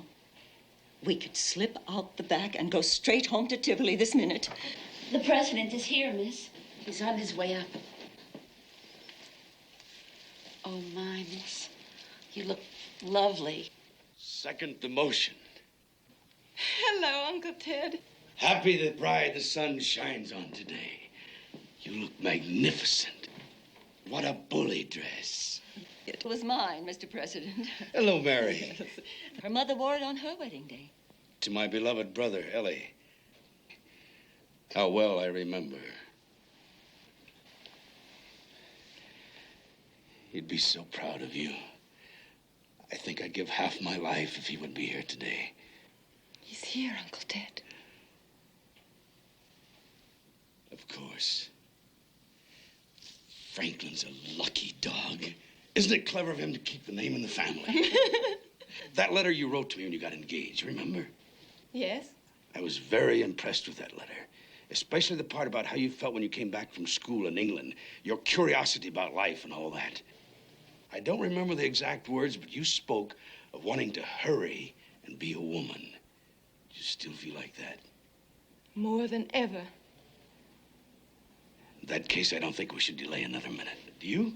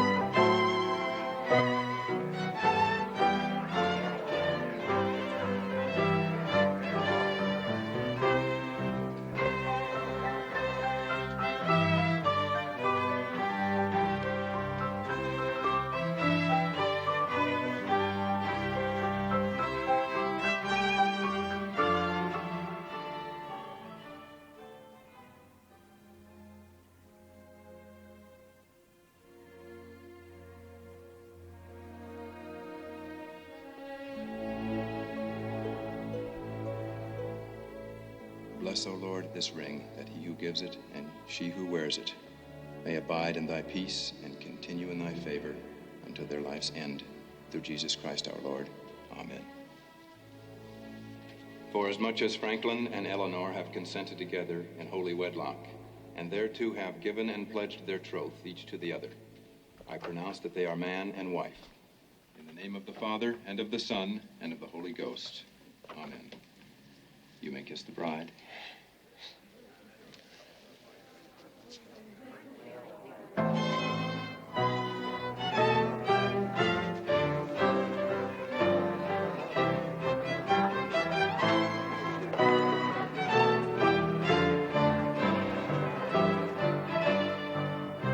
I had a great curiosity about life and a desire to participate in every experience that might be the lot of a woman.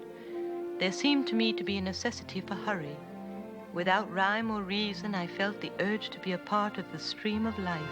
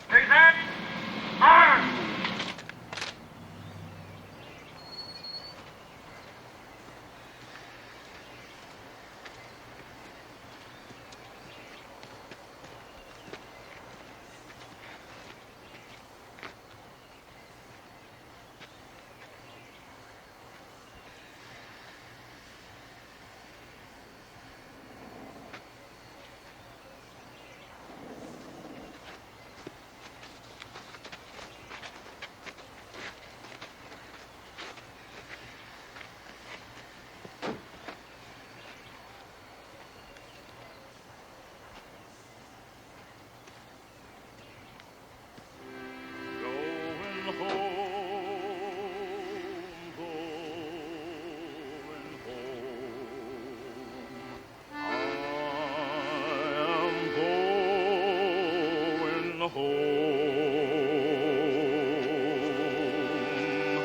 quiet like some still day. I am going home.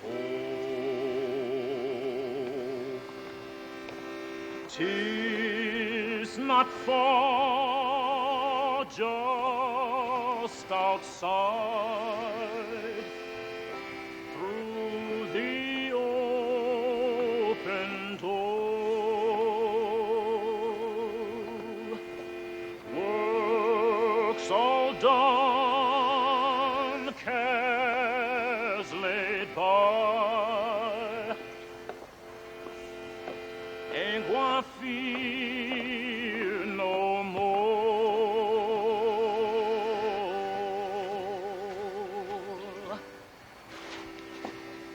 Mother's there expecting me. Father's waiting too.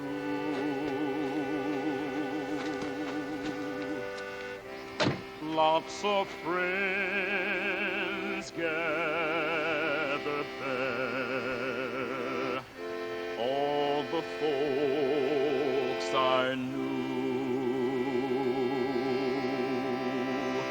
All the folks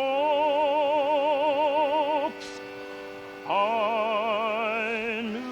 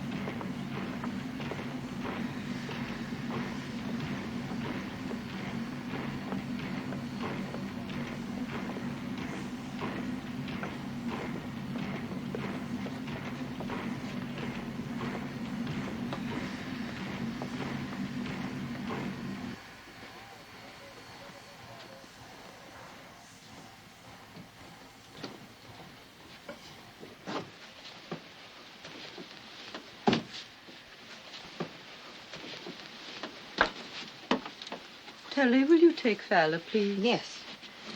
If there's a delay getting started, perhaps Arthur can give him a little walk around the station. I'll see to it. You miss him, don't you? Don't you? Poor little fellow. Oh, well, he'll have a good home with Daisy. I think that's what Cousin Franklin would have wanted. I know you don't especially care for dogs. I especially care for Fowler. If you don't mind, Daisy, I'd like him to live with me. Why, no, dear. Of course I don't mind. It's your right, after all. I didn't mean to interfere. You rest for a while.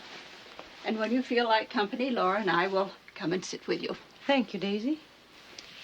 I would just like a word with you now, if it's no trouble. No, it's no trouble at all. Sit down. Did you get any sleep last night? A little, not much. You look so tired. Perhaps we'd best leave this till later. No, it's all right. What did you want to say? Well, it's about last night. What we talked about last night. It's been on my conscience ever since, and I feel I owe you an apology. You're talking about Lucy Mercer. About her being there when Franklin collapsed. It was very careless of me to let it slip out that way. They had been seeing each other from time to time in recent years. Oh, it was all very chaste, I'm sure. Very innocent. Just a memory of what they might have felt for each other way back when. Nothing for you to burden yourself with. We mustn't dwell on the past, must we? We must forgive and forget. People always say those two together, as if they were one and the same. They're not, you know. We're all of us forgiving and being forgiven all the time. But how do we teach ourselves to forget? Laura, dear, that's something entirely separate, and oh, so difficult to learn.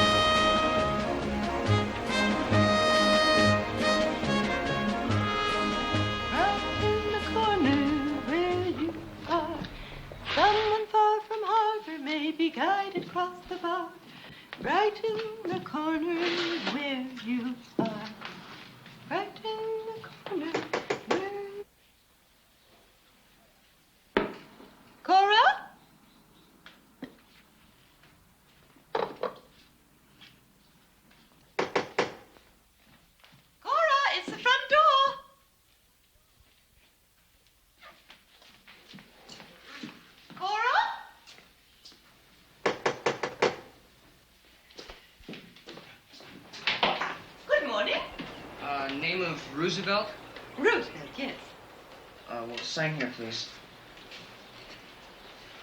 Is this really where the Secretary of the Navy lives? Yes, it is. Well, Assistant Secretary. Well, I'm going to be sailor when I'm old enough. Are you? What's your name? Arthur Parmalee. All right, then. Arthur Parmalee, I'll put in a good word for you. You will? Oh, thanks a lot.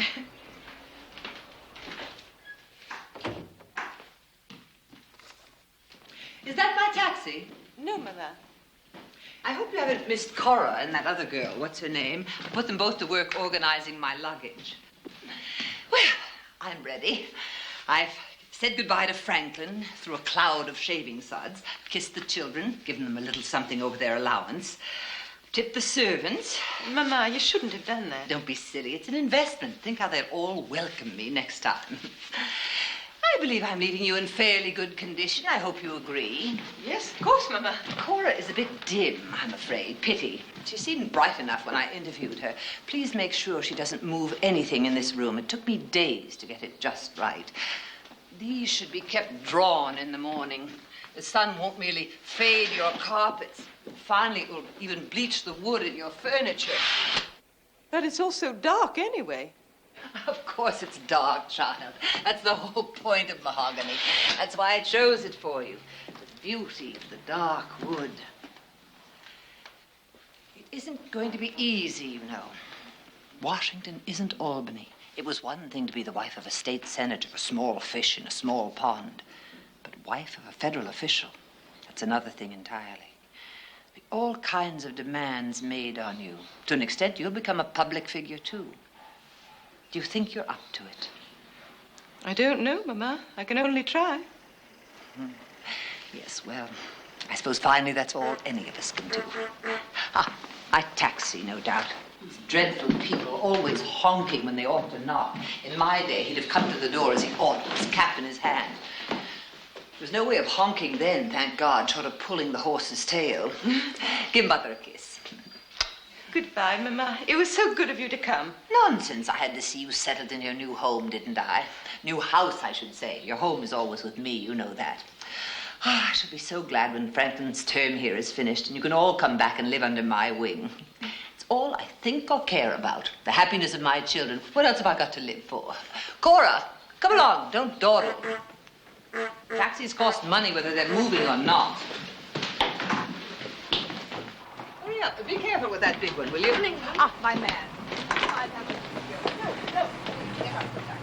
Goodbye, Mama. Bye.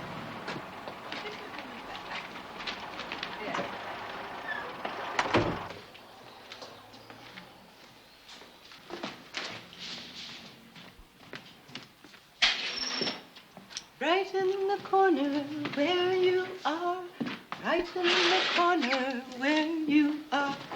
Someone far from harbor, you may guide across the bar. Right. Cora? Yes, Mom? Would you give me a hand here, please? I want to put the room back the way it was before, the way you and I had it. Do you remember? I think so, Mom. Babs? See what you can do. Get Thomas to help you. Yes, Mom.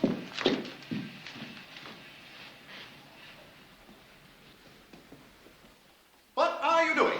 Nothing, dear. Mama, get away, all right? Yes? Anyone looking? Any odd children? Servants? Foreign spies? No one. Good.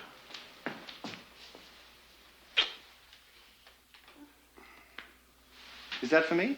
Yes, it came a few minutes ago.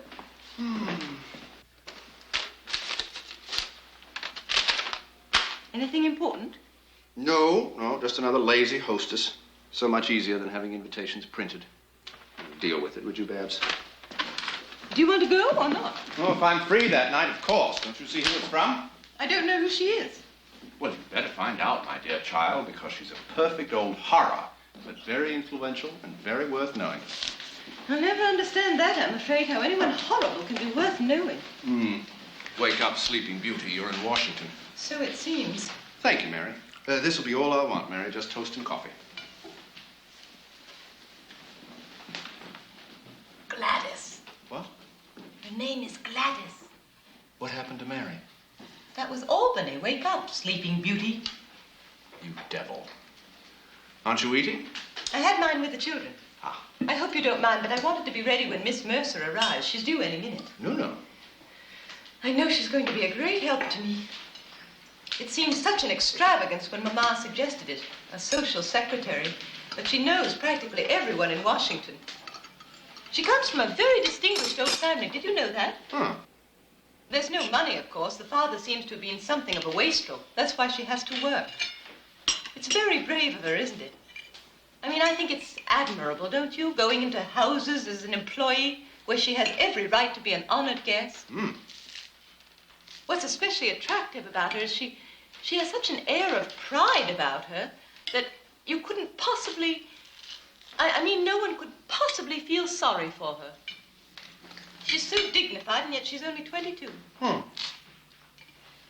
She seems very intelligent. Good. And on top of everything else, she's absolutely lovely looking. Oh, yes. There's only one serious problem that I can see. What's that? She has two heads. Ah. When will I ever learn not to try to talk to you when you've got your precious paper to read? You haven't heard a word I've said, have you? Well, let me see. You said Miss Mercer is due shortly, that she's descended from a distinguished family, that she's poor but proud, she's intelligent, she's absolutely lovely looking, and she has two heads. The children will take a detail like that in stride, but I think you ought to warn the servants to behave as though it were not only normal, but really quite the latest thing. Terrible man. There she is. If so, she's got an arm on her like Jess Willard. Don't you know the mighty Louis knock by this time? Yes, of course. I wish you could like Louis just a little. I wish I could. I've tried. There really is something to like, you know, under that unlovely exterior. All right, Louis, coming. No one ever answers the door around this house. Where is Lucille? In Albany. This one's name is Cora. I think she's hard of hearing. Oh.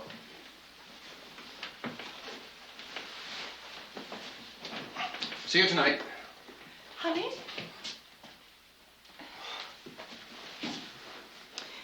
Funny little bears. Even a day away from you is so... I'm not going to be like that. Go on, off to work with you. Louis, dear boy, prompt as usual. Morning, boss. Miss Roosevelt. Good morning, Mr. Howe. Bye-bye, sweetheart. Close this, you take a chill. Nice morning. Capital morning, my dear. How? Shall we walk? Morning. Good morning. Who's that? Haven't you met? I'm sorry, I could have introduced you. Nice-looking woman. Yeah. Bully, as Cousin Ted would say. Bully. Who is she? Your wife's new secretary.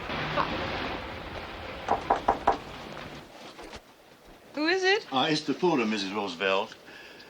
I just wondered, is there anything I can do for you? No, thank you. Nothing.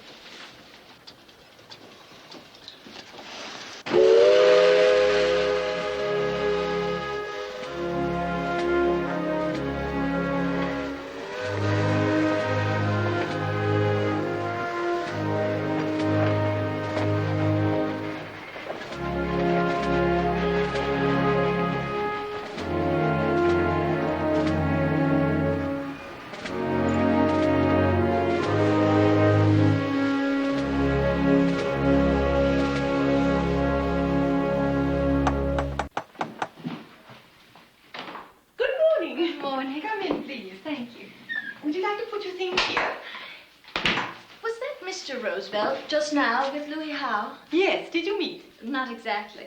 He's a very fine-looking man. Thank you. Oh, I suppose that's the wrong reaction, isn't it? I mean, it's no credit to me he's so handsome. It's a great credit to God, though, isn't it? Yes, I believe it is. Something all the ladies seem to notice. What a curious pair he and Mr. Howe make. Mutt and Jeff. Mutt and Jeff, exactly. Oh, it isn't kind. Poor Mr. Howe. No one can help what he looks like. I think I warned you when we met. I'm still dreadfully ignorant about Washington. The who, what, where, everything. Franklin's the social animal in the family. As I see it, my job is running his house and rearing his children. We have 3, you know. You'll meet them before long. 3? I was told you had 4. 1 died. I'm sorry. Forgive the disorder. Nothing's been done in this room. I can soon put it right if you let me. Oh, I'd be so grateful. Look at this. It's come as quite a shock to me after the relatively peaceful life of Albany. So many requests. Demands, really. So many people to deal with. Strangers for the most part. Leave it to me. It makes me feel so good to hear you say that. I shall be needing quite a lot of help before long. More than I might normally. Yes, I know. You're expecting, aren't you? Does it show? Not there. I saw it in your face. How nice of you to say that. I believe we're going to get on very well together. I'm sure we are. Shall we begin? I'm in your hands.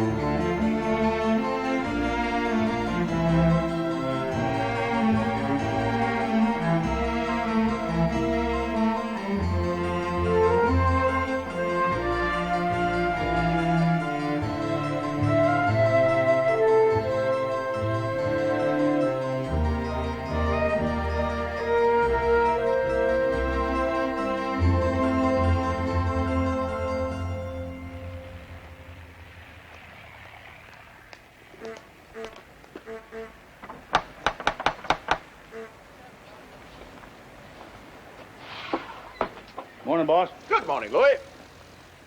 Goodbye, sweetheart. Ah, the lovely Lucy. New hat? Like it? It suits you perfectly. You don't think the feather's a little too daring? Not on you. Beauty has its privileges, after all. You'll spoil me with talk like that. You'll never guess what's happened. What? Tell me. Oh, it's too awful. What? I've been asked to make a speech. A speech? Look, the invitation just came. Oh, I've been in a panic ever since. Of course, I can't do it. Couldn't possibly do it. Well, why ever not? I'd be petrified. Oh, you'll take care of it for me, won't you? Tell them I'll do anything they ask except make a speech. But what excuse shall I give? Oh, I know. What?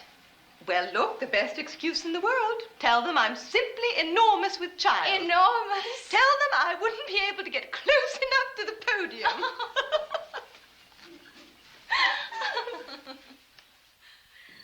Campobello, August 6th, 1914. My dearest darling, another long athletic summer day gone. All the little boaters and swimmers are in their beds now, and I have a moment alone with my sweetheart. Washington must be all astir tonight.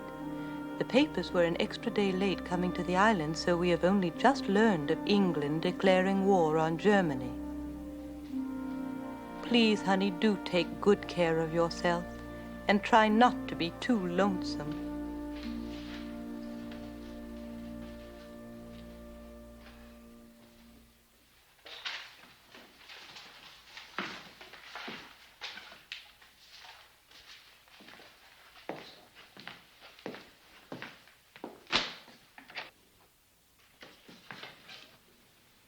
Oh, I'm sorry. No, it's my fault. I had no idea you were in the house. Cora should have told me. I let myself in. I had no idea you were here either. Oh, Sunday, I assumed you'd be motoring in the country or house partying, something of that sort. I assumed the same about you. Well, no, I had rather a late night of it last night, and a big day tomorrow, so I thought I'd stay close to home and hearth tonight. I was on my way to dinner with friends, actually. It's in the neighborhood.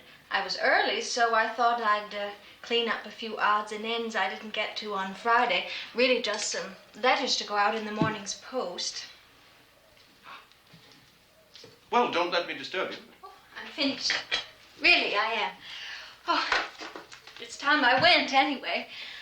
Do go on with whatever it was you came in for. Oh, no. It was a shameful business at best. Shameful? Yes, I confess. I came in to find a book to read at the dinner table. Isn't that a pathetic picture? The empty, silent house, the summer bachelor. I'm sure you could be anywhere you care to be tonight. It's no secret you're one of the most popular men in Washington. What a very politic thing to say, Miss Mercer. No wonder my whole family has fallen under your spell. I must go. My friends insisted I be prompt. They've invited a young man they especially want me to meet. They're the sort who think of anything over 21 as the age of spinsterhood. They're forever inviting the odd young man for my benefit. Will he be an odd young man? Oh, but I didn't mean odd in that way. Though he'll probably be that too, judging from the others they've dredged up. Heaven knows from where. It sounds horrible. It is, rather. Oh, but they mean well. That's what people said about the Germans, and now look. My evening promises to be rather horrible, too. Wife and chicks all hundreds of miles away. She writes to say how worried she is about me with all this infantile paralysis going around. I'm 32 years old, but apparently she considers me infantile. Perhaps with good reason. It's infantile, isn't it? For a grown man to hate eating alone.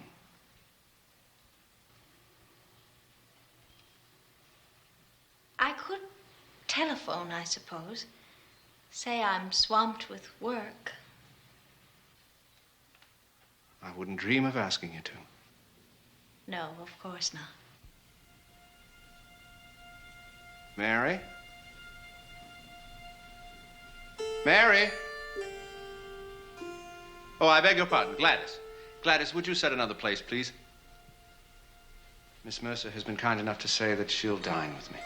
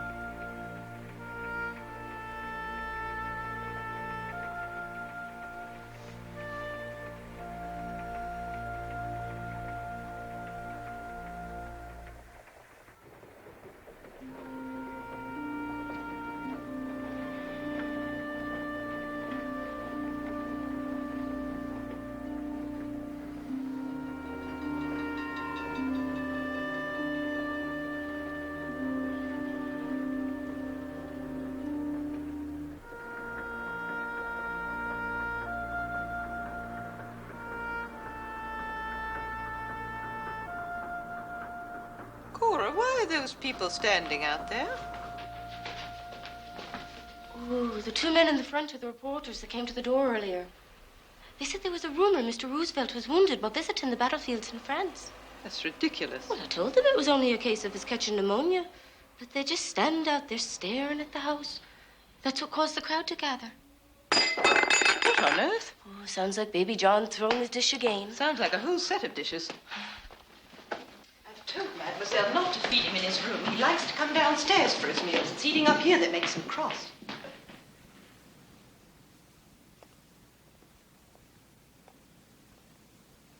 Oh, look. Must have been the others.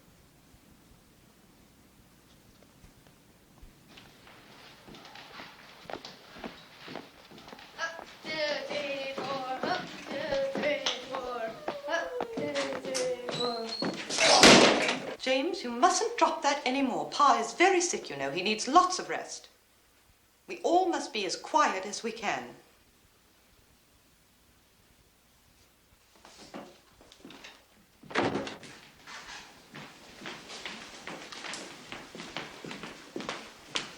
I believe you slept through it all, thank goodness. I'll just have a look in. Cora? Yes, ma'am. You finished unpacking his bags, did you? Yes, ma'am. Oh, all except the littlest one. He had some letters in it mixed in with his shirts. Well, I thought it might be personal. Probably just the letters I wrote him while I was abroad. He's a great one for saving things. Well, shall I do it when he wakes up, then? Never mind, I'll take care of it. I've nothing else at the moment. Yes, ma'am.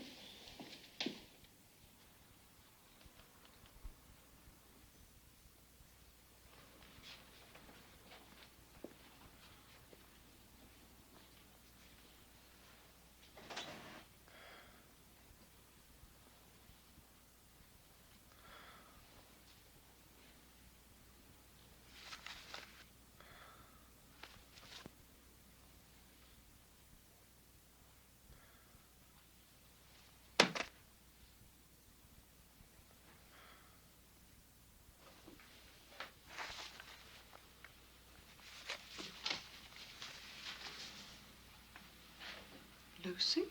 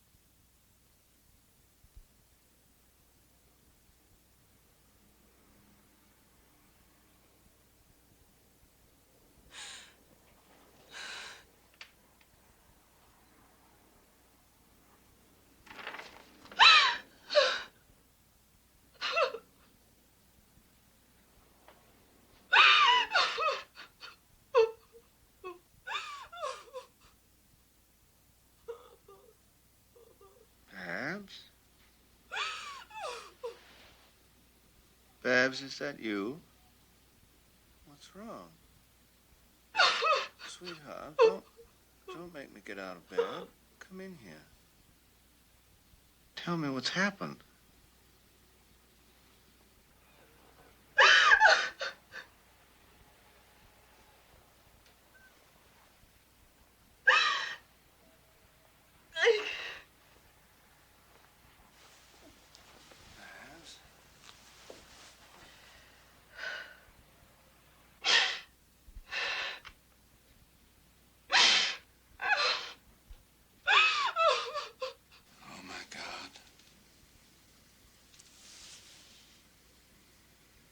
Darling, you shouldn't have. I shouldn't have.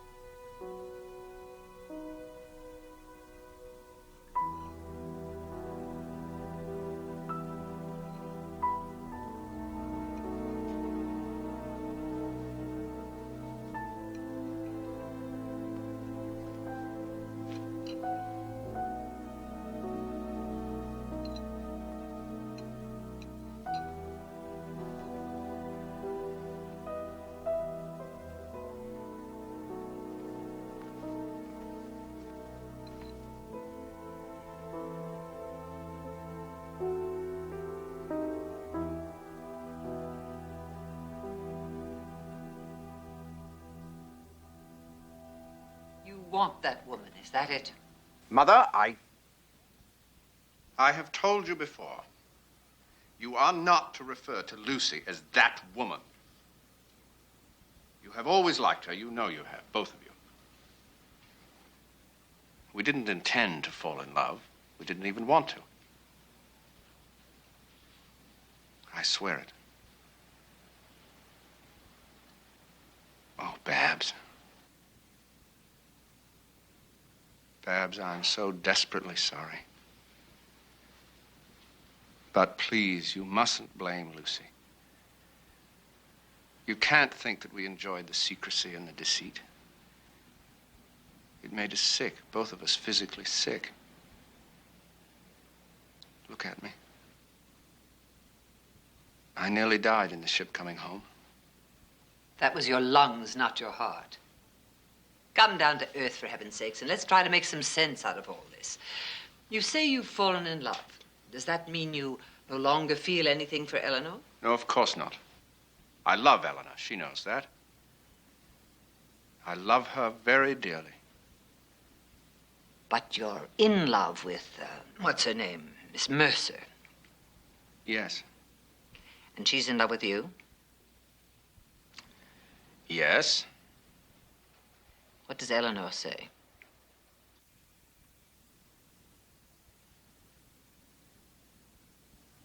Well?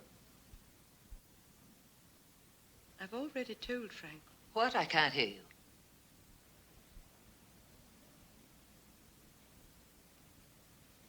I've already told Franklin that if he wants a divorce, he can have it. Well, I didn't know. Do you want a divorce? If you do, I presume you've considered what it would mean, apart from the effect on the children. It's no secret I've never approved of your mixing into politics. In my view, the life is beneath you. But I know you enjoy it. So I think you ought to be warned that it would mean the end of your aspirations to high office. I know. Louis Howe has laid down the law to me on that score. He says that after the scandal, the only way I could ever get into the White House in any capacity whatever would be up the back stairs. Like Eleanor, I've always found your Mr. Howe a rather common, disgusting little man, but I must say I find myself in complete agreement with him on this occasion. Where are you going? To bed. To bed? We haven't decided anything yet. I'm tired. I don't want to talk anymore.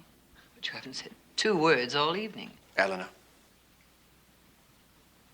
I suppose it was inevitable, but isn't it too bad after all these years?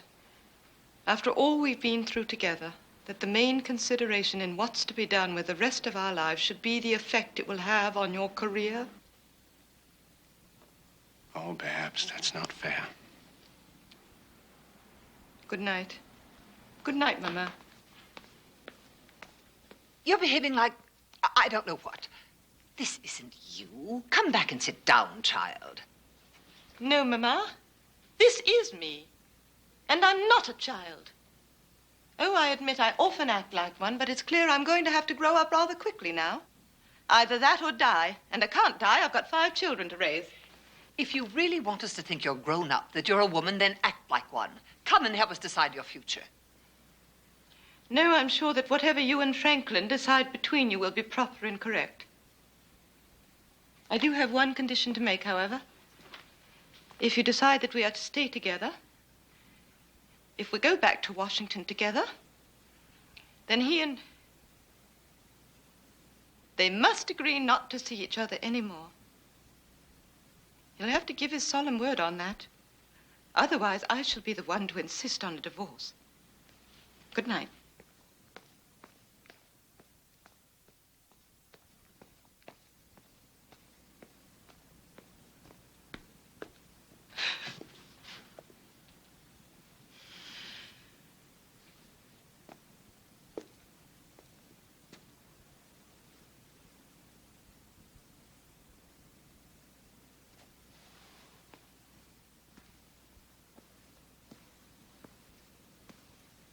There's a strain of rebellion in Eleanor. I don't know where it comes from. Perhaps her father. That wild young man. You know what you have to do. You're a Delano and you'll do it. I'm a Roosevelt too, Mama. Which explains your getting involved in this sordid business in the first place. No one on my side of the family has ever been quite so rash. Not to mention clumsy.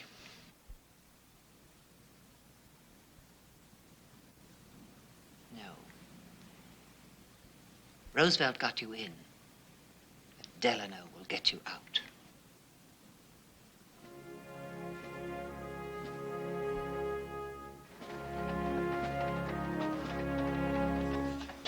We're coming into another town. What town is it, dear? I don't know. Is it Virginia yet, or are we still in North Carolina? Oh, what does it matter? They all look exactly alike, these little towns. We're slowing down again. So they can see him.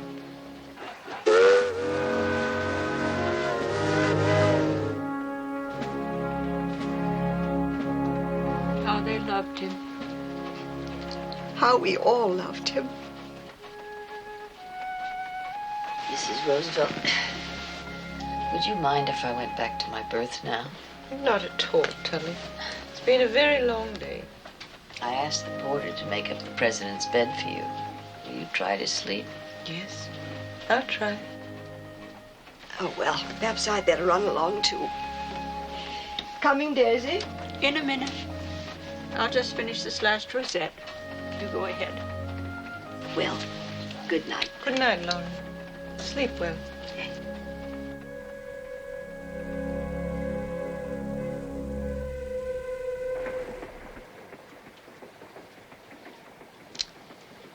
They don't know. No one who wasn't close to him knows what he suffered. 24 years, ever since he was stricken. Whenever anything bad happened to me, anytime I felt sorry for myself, I thought of how bravely, how nobly he bore his pain.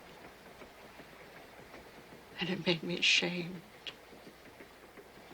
You just had to love that man for his suffering and his courage. When you think what he was like before. Big, strong, those powerful legs. Come on, boys! Come on, He's moving, always on the go. Come like blistering phaetons. Come along, the last one down's a dirty old Kaiser.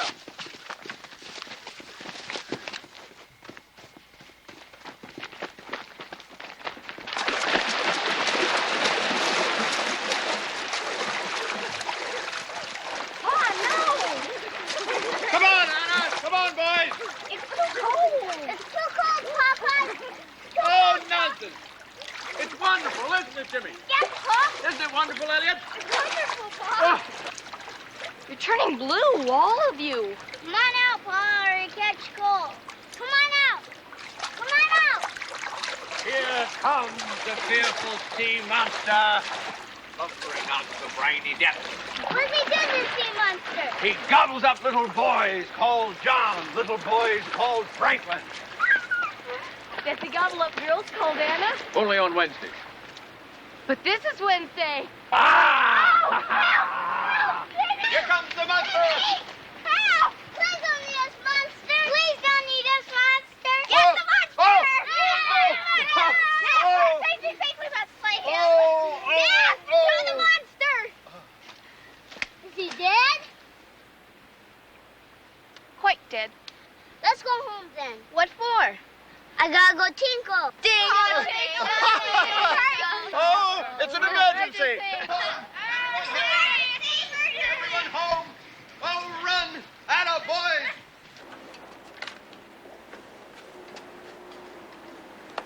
There'll be lemonade and cookies when the children come back. Would you like some? Would you put a little gin in it? Gin is illegal. Not the question. Question is, have you got any?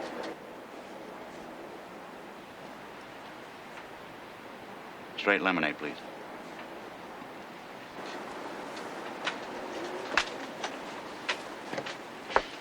How do you think Franklin is looking? Tired. So do I. I imagine things would be less hectic when he left the Navy Department. Between his law practice and all the other activities, it seems he's busier than ever. He even plays too hard. Come on, Anna! Come on, boys! My wild Indians. Will the tribe ever increase, or is John the last of the Mohicans? He's the last. I'm out of the baby business. There were 12 or 13 years there when it seemed I'd always just given birth or was just about to. I'll settle for 5. You will. On behalf of my candidate, that is. The American public likes a large family, but not too large. 5 is a good number for a future president. You still believe that? Never doubted it for a minute. I wouldn't be here if I didn't believe it. Even after he lost the election last year? That was for vice president. Doesn't count. I see. When he runs in the top spot, then if he loses, okay, that counts. But he won't lose. You have my word on it. He'll never lose again. Mother! Mother, guess what? What is all this? What's happened? Smoke! You're Covered filthy. in smoke! We had an adventure! An adventure? Goodness. What's wrong with John? Can't you guess? Oh, dear. He hasn't had another accident, has he? Not yet. Are you all right? Oh, fine. We've had a grand time. We went for a sail, and then we stopped to put out a fire on shore. Then we had a swim. Your face is flushed. Oh, we've been running. Louis, dear boy. You're still wet. All right, inside now. Everyone into a hot tub. Oh. I want to see you clean, dry, and dressed in half an hour. Oh. Lemonade and cookies on the porch when you're ready. Yay! Half an hour, clean, dry, and dressed. That means you too. Tyrant. Shall I draw your bath? No, I'll do it. You help the chicks. There. 2 strokes. Now that is a seagull. Looks more like a fly speck.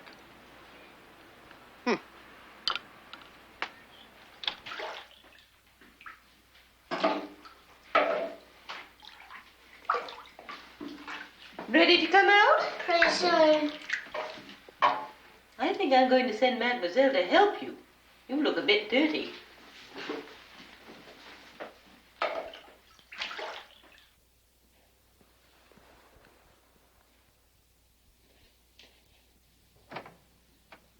Oh, no. No, won't be a minute. Sitting there in a wet suit all this time. Why? Well, I just wanted to catch up on the news. I didn't get a chance to look at these at breakfast. But you'll take a chill, you know it. You only just got over a cold, now you'll have another. I'm going to fill the tub. Please take that thing off. I really don't think I have the energy for a bath, Babs. I don't know why I'm so tired. I thought that cold dip would give me the usual glow, but it let me down. Maybe I'll just have a wash and crawl into bed for a while. You'll have a hot bath, and then you will crawl into bed. I really don't think that I have Please, the energy. honey. Please, do it for my sake. I married a nag.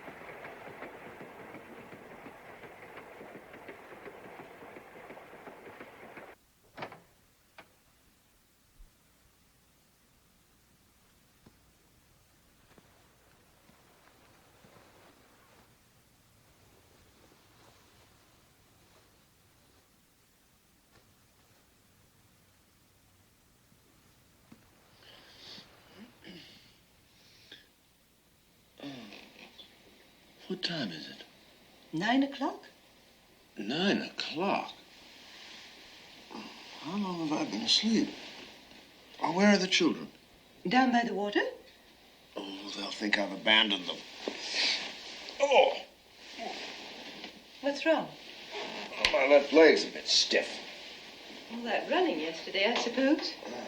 Why don't I bring your breakfast on a tray? I'll even fix it myself. What would you like? Well, let me see. What about scrambled eggs? You know it's the only thing I can make. So much the better.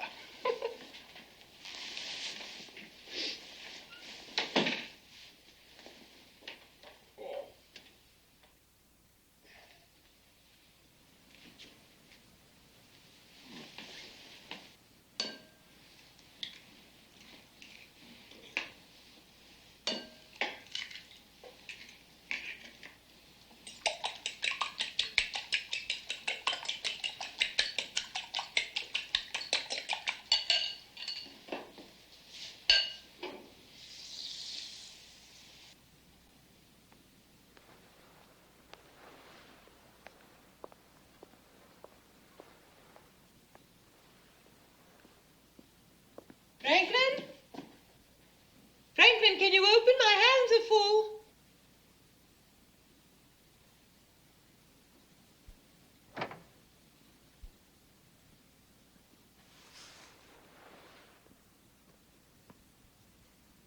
I can't seem to move it at all now.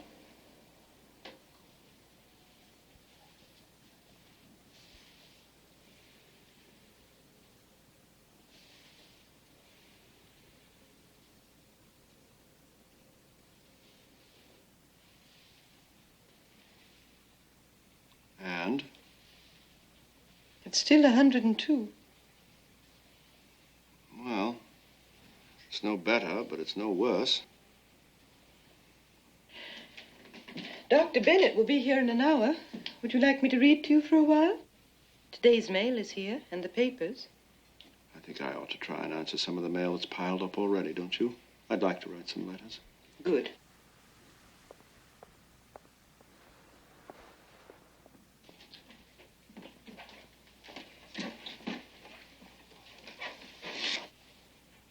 I'm sorry.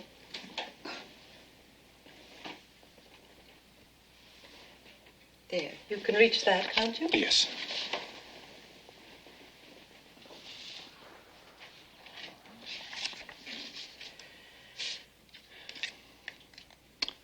Thank you.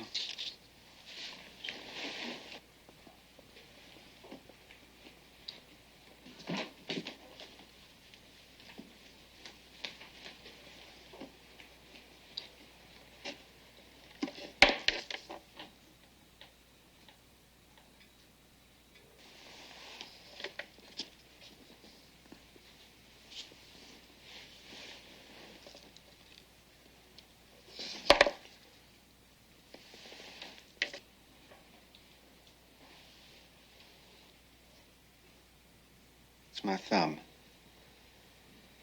It's too weak to hold it. Shall I guide your hand? No, it's hopeless. I'll get the newspapers. No. No. Just leave me alone for a little while, Babs, please.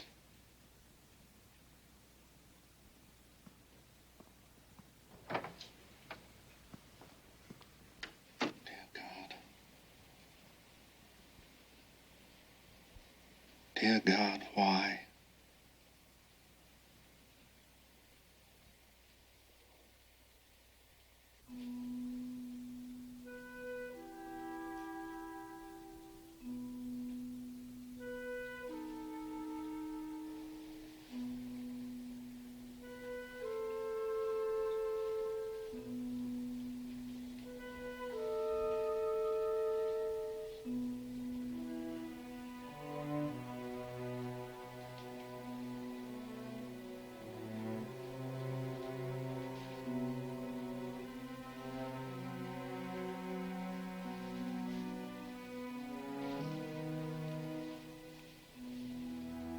How's this? All right? Perfect.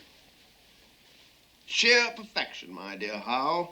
You have the touch of a left-handed rhinoceros in heat. Flatterer?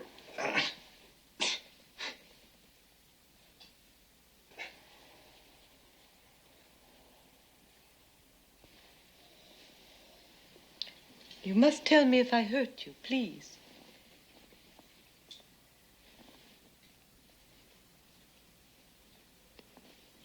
Oh, Babs.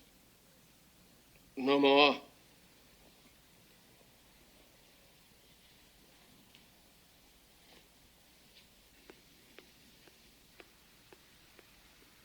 Where are you going?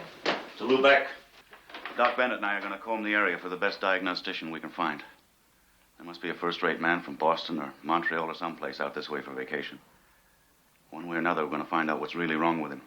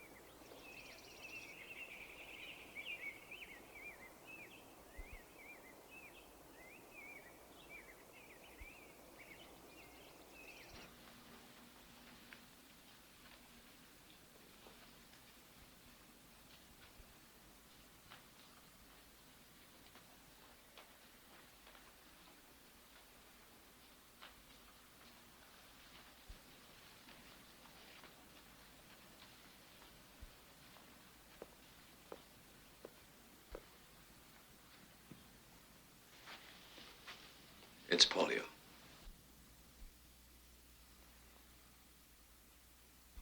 We've heard so many different opinions. First we were told it was just a cold. And then specialists we had said it was a blood clot that might work itself out. You are sure? I'm absolutely sure, Mrs. Roosevelt. My practice in Boston is almost exclusively orthopedics. And I've dealt with literally hundreds of cases involving children and quite a number of adults. There's no doubt in my mind whatever. What do we do now?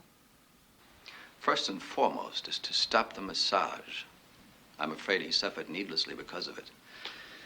It's the worst possible thing for the muscles. It may have harmed them even further.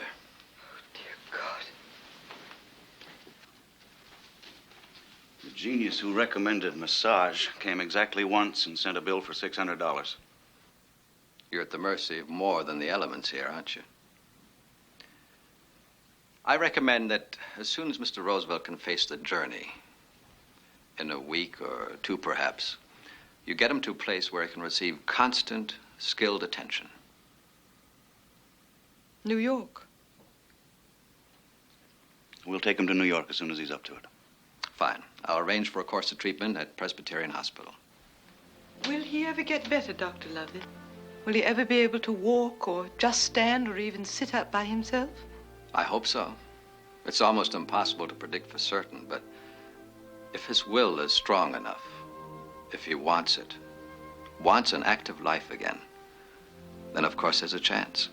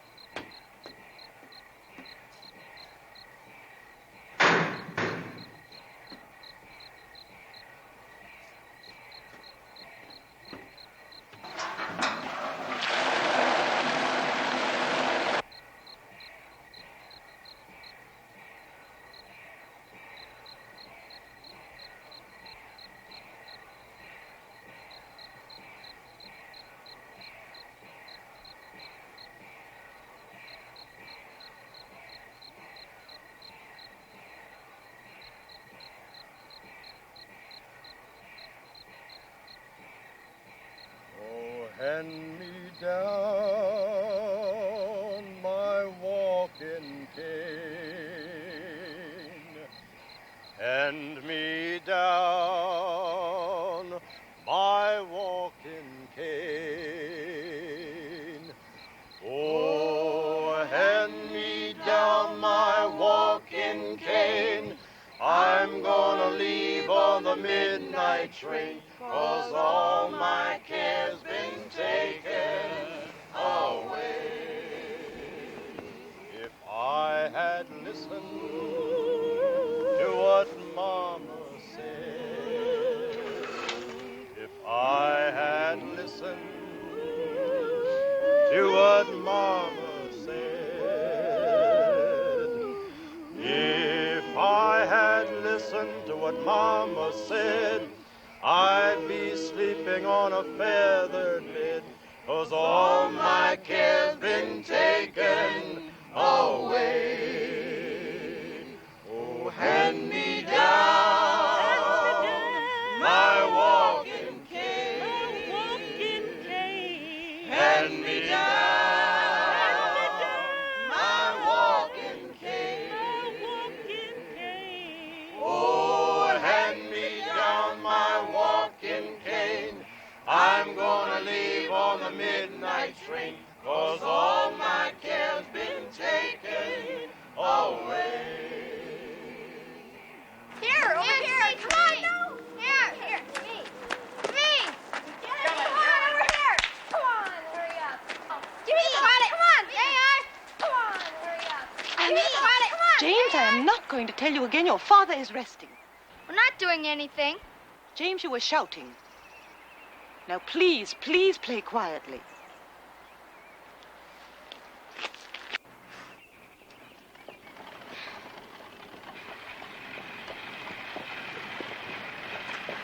Nana!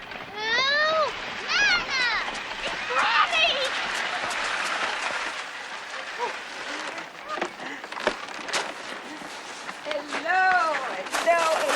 Hello, my angels. Oh. Granny's been so awful. Pa's dreadfully sick.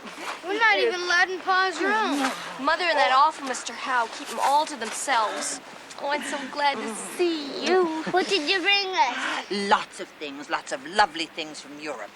Mother thinks you spoil us. Then why shouldn't I spoil you? You're my angels, aren't you? My own sweet, lovely, dear children. I love you, Nana. I love you more than anyone on earth except Pa. Hello, Mama. Eleanor. Franklin will be so glad. Now, all of you go and help the man with my luggage. James, you give him this. There'll be change. He's to have a 25-cent tip. When do I get the presents? You get the presents just as soon as I've seen your father. Now, run along, all of you.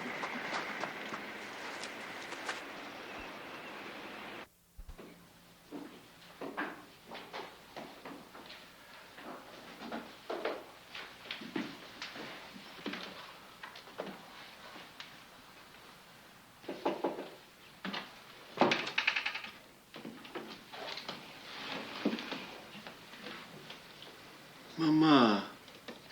Now, what's all this I hear about you being sick? You look wonderful. I feel wonderful.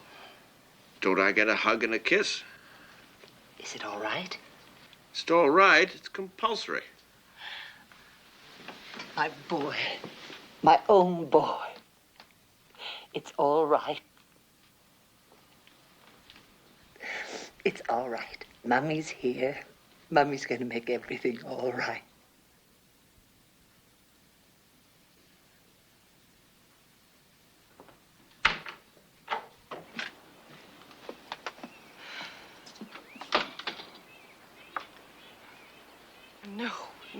No.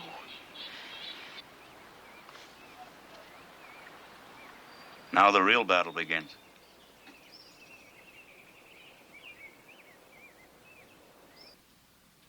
Come on, try. Try. I can't. Moved it yesterday. Says you. I saw it, boss. I saw the big toe move, I swear. Now, come on. Louis, I told you I can't. There's good news from Dr. Lovett. He's made all the arrangements at Presbyterian Hospital, and he says that George Draper is very eager to handle your case personally. What we're going to do is carry you down to the boat on a stretcher. I'm arranging for a private railroad car at Eastport. There'll be an ambulance waiting for us at the station in New York. We feel that you ought to be able to travel by next week. We'll leave the exact day up to you. I think Monday would be good, don't you? That way we can avoid the weekend crowds. What do you say? Mama wants me to go home. Go home? To Hyde Park. But why? Well, obviously she thinks I'll be better off there. I don't understand. I thought it was all decided. I did too. Oh, this is decided without consulting Mama, wasn't it? I think she ought to have a vote, don't you? Don't you think her feelings ought to be considered? Yes, of course, but Dr. Lovett has gone to so much trouble. He says that the first stage of the disease is over now. He says that this is the time when the work must begin in earnest. What work? What work is he talking about? The work of having me running up and down the beach next summer? Why not? Is that such a bad ambition? A few days ago, you said you're going to be walking on crutches by Thanksgiving and a cane by Christmas. At that speed, running up and down the beach next summer sounds like pie. Well, it may sound like pie from where you're standing, dear boy, but I can't sit up, let alone stand. I can't move my big toe, remember? I can't even move my bowels properly without help.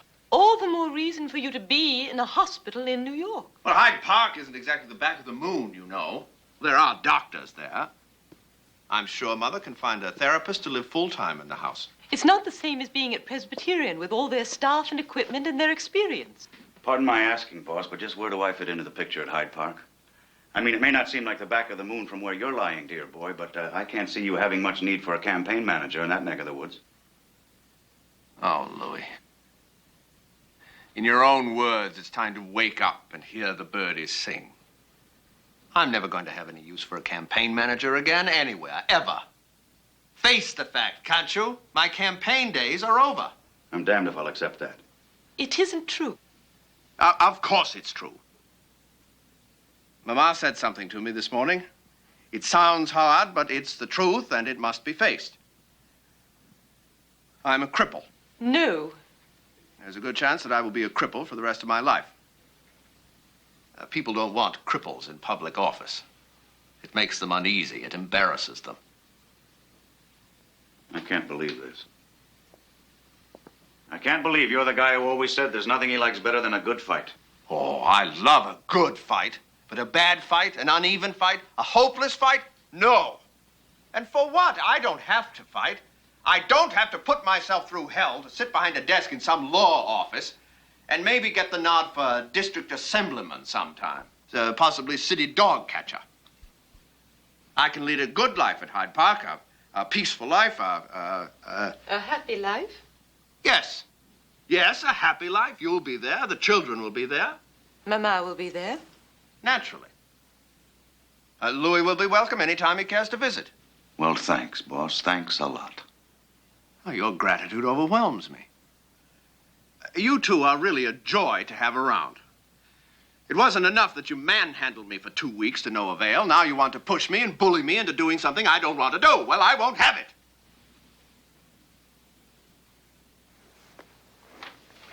It's too important a decision to make when your spirits are low. My spirits were never higher. I felt marvelous until the pair of you started working on... What are you doing? Just covering your feet. Ah! How often do I have to tell you not to bang the covers around like that? Can't you understand that the pressure of the blanket, even the sheet, is agony to me?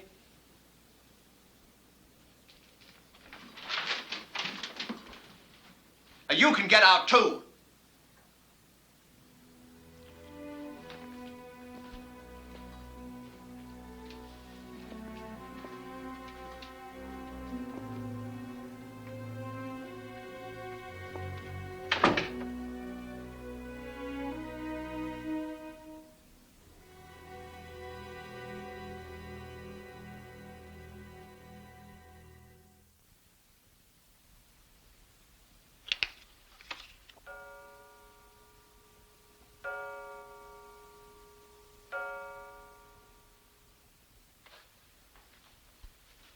Haven't you been to bed? I'm not sleepy. Would you like a cup of coffee? No, thanks. What about some gin? You don't approve of drink. It isn't a question of my approving. It's a question of whether you want it. Yes, please.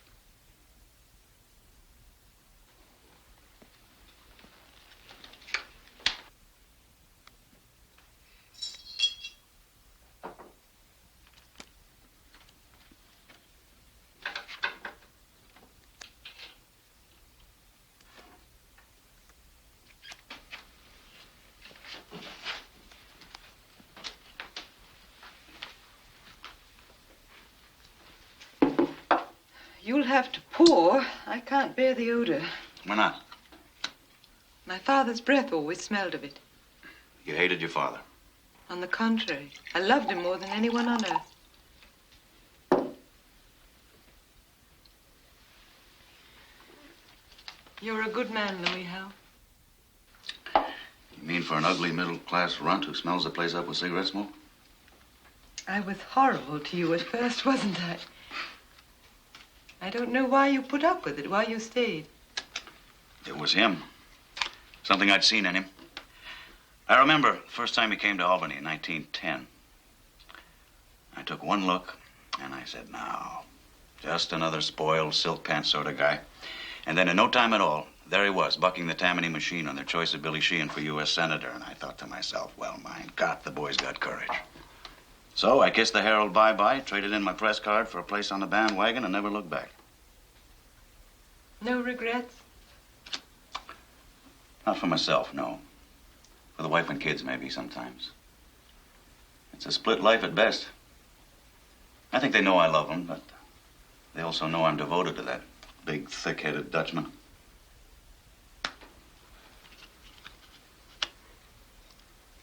How about a game of rummy? Penny a point. You love to gamble, don't you? When I win.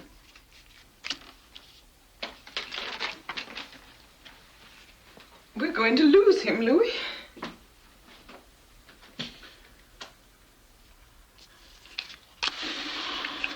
That's amazing.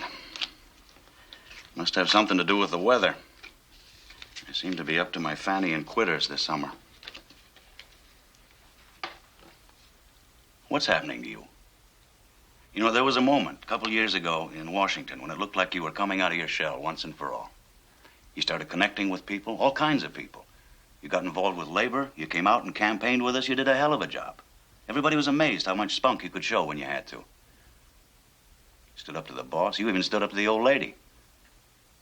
Here you are, back again with yes, Mama, no, Mama. Anything you say goes, Mama.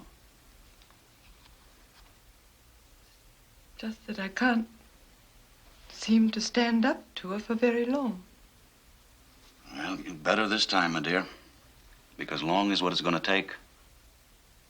I can't play in her league. She eats ugly little runts like me for breakfast.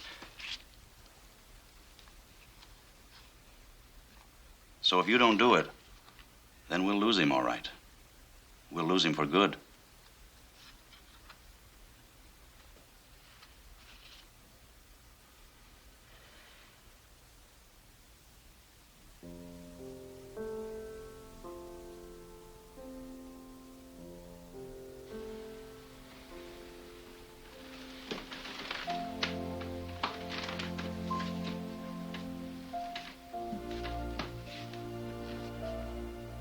Is it morning? Just?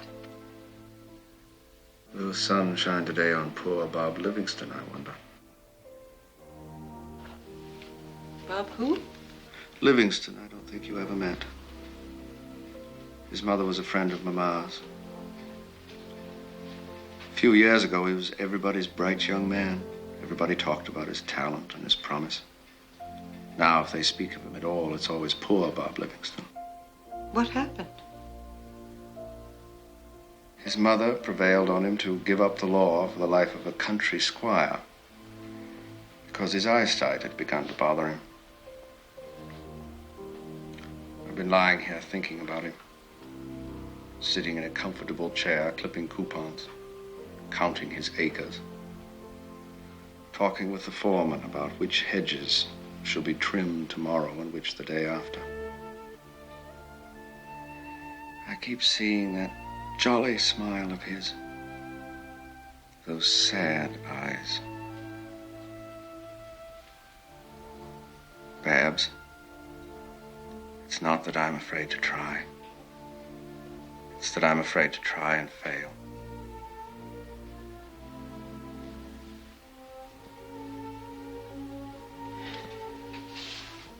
Then don't. Don't try. Don't fail.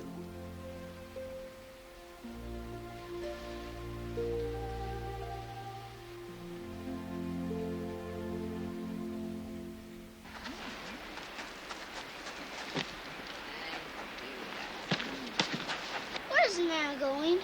Nana's going to a wedding, darling. Why? Because Louise Delano's getting married, and Nana is a Delano, and Pa thought it was important for her to be there, since there's nothing more she can do here. Why? Don't say why to everything, dear. Why? Don't I get a kiss from my big boy? Goodness, such a heavy boy.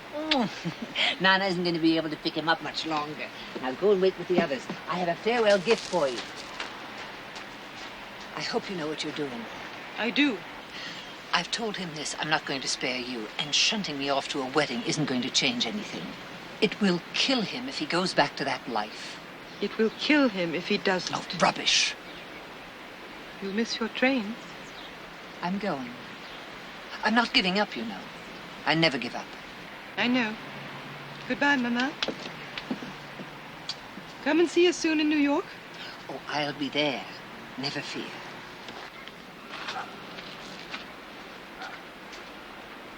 Here we are. One for you with something for everybody. Thank Don't you, you Nana. worry. Thank you, There Nana. are. Bye. There. Nana. Bye, Nana. There. Thank you, Nana. Bye, Nana. Thank you, Nana. Bye, Nana. Bye, Nana. Bye.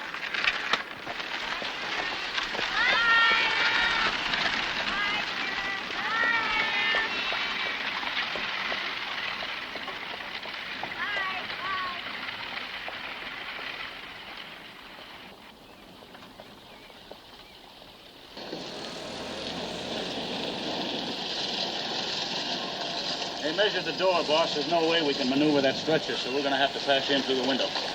It's going to be tough, but it's the only way. Come to that, has it? Sneaking in through windows. Save me, Babs. I'm afraid we've got to face the fact that our friend Howe here is a pernicious influence. Yes?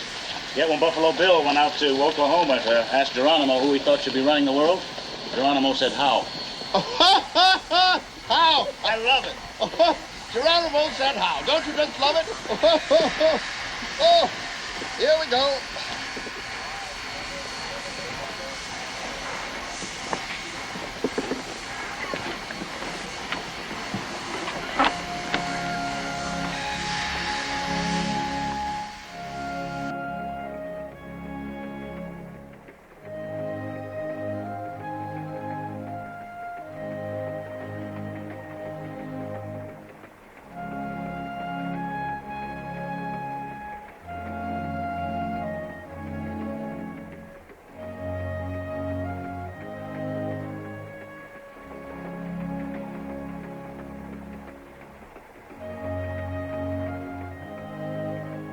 Where are we? About halfway, I think. Somewhere in Maine. Too bright? No. What are you writing? Your life story? You don't know my life story. Oh, yes.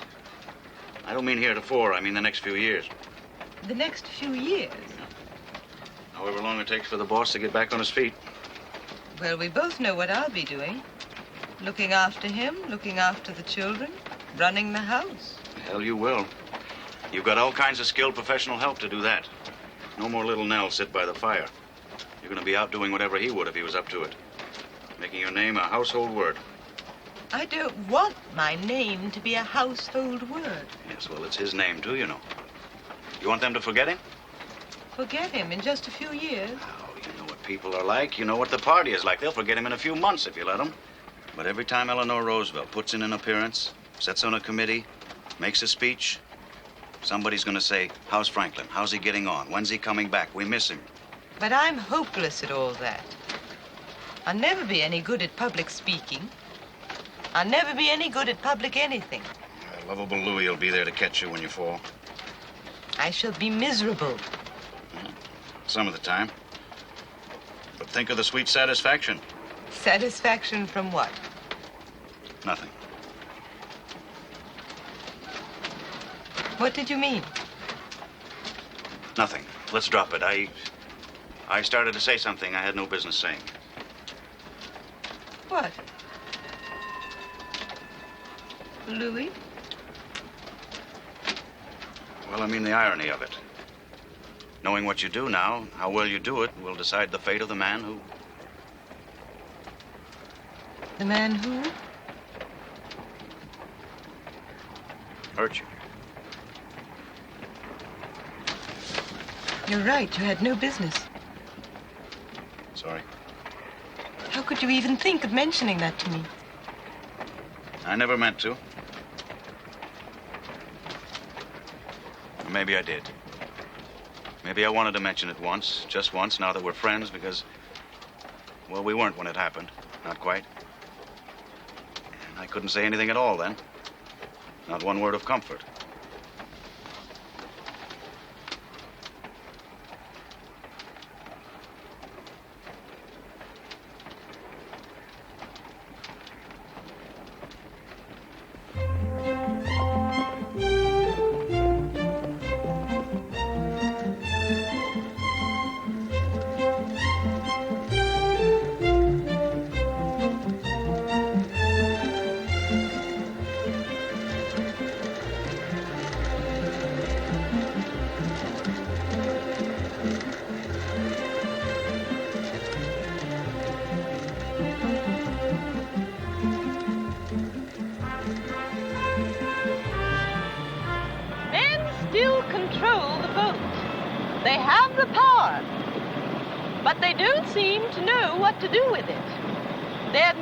To us is run the house, bring up the children, but leave me, my business, and my politics.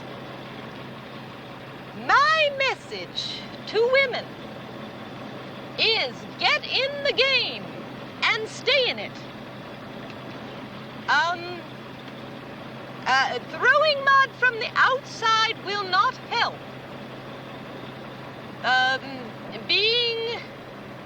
Building up from the inside will. What do you think? Fine. You don't like it? I mean, I don't like it. Wrote half of it, didn't I? Just keep your mind on the road, would you? I'm doing all right. There's nothing up ahead. That's what you said just before you hit that dray with the load of 2x4s. Look, let's just get to Ithaca without any more adventures, okay? What kind of an audience will there be in Ithaca? Large. Will there be a radio hookup, a microphone? Probably. Oh, that always makes me twice as nervous. Well, don't be nervous. Be like me. Louis, you're such an old fuddy-duddy. I promised I'd get you there in one piece, and I will. Well, one piece could mean anything. It could mean a torso with no visible appendages. Don't be silly. We're in great shape. Oh!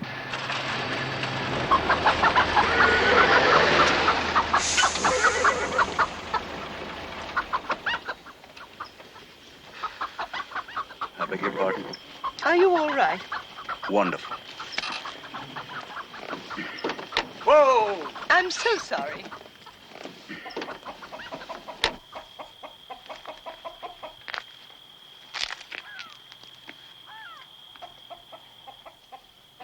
Flat tire. I see that. Have to use a spare. Thank you.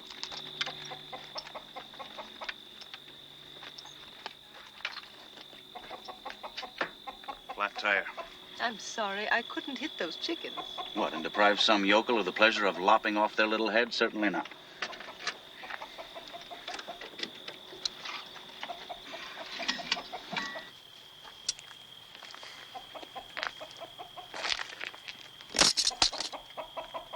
No, thank you. I can manage. Shall I try and get the spare loose? Yeah, it's in the box there, the wrench.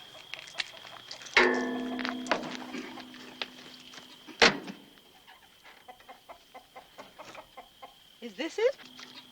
Yeah.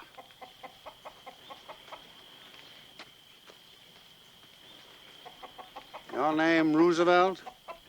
Roosevelt, yes. Thought so. Saw your picture in the paper. Guess you know you're not going to do your man Davis no good around these parts. Nor Al Smith neither. This here's Republican country. We're hoping to change that. No. We don't cotton much to change. I hear you're big on equal rights for women. That's one of my interests. Parity for farmers is another. I'm also big on trade unions, doing away with child labor, and anything that will prevent another war. How come your man's not out here backing some of them causes? My man Davis? Your man Roosevelt. Oh, he will be. Been more than 3 years since he took sick, ain't it? He'll be back. First governor, then president. Just like his cousin Teddy. That's the plan? There is no plan at the moment. We come back walking? I hope so.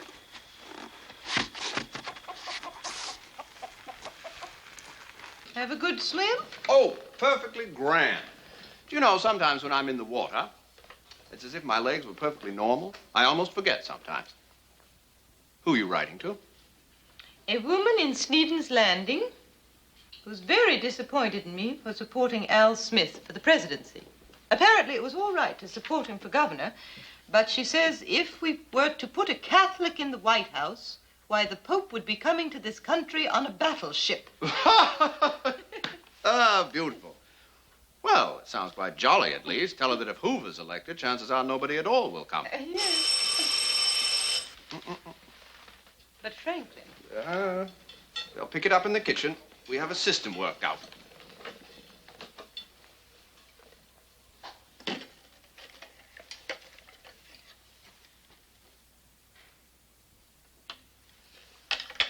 Local business. They're handling it. But you can't just avoid him indefinitely. He is the governor, after all. Yes, and now that his hat's in the ring for president, he needs a good little party boy to fill the gap in Albany. Here he is, ladies and gents. Dear old Teddy's cousin. Recognize the famous Roosevelt grin? A nice, harmless, cheerful sort of governor who mainly does what he's told. He needs the best man he can find for the job. Oh. All right, all right. I'm not going to try to influence your decision. I told him the same thing. But he swamped you with arguments, didn't he? He can be very persuasive. I am worn out with saying no to the man. I said to him, give me 2 more years on this therapy of mine, and I'll come back without the damn chair, without crutches. And he said to me, Franklin, you're begging the issue. Now, what the devil does that mean? I suppose it means he's afraid if you're not rid of the chair and the crutches by 1930, you'll want 2 more years, and then 2 beyond that. Franklin, you've been chasing rainbows for 7 years already. 2 more won't make a difference one way or the other. I'd never say that to you, and you know it. I know. Thousands would. I don't care about thousands. I care about you. When you're ready to run, you'll run. Mm-hmm. Well, I was raised to believe that you have to walk before you can run.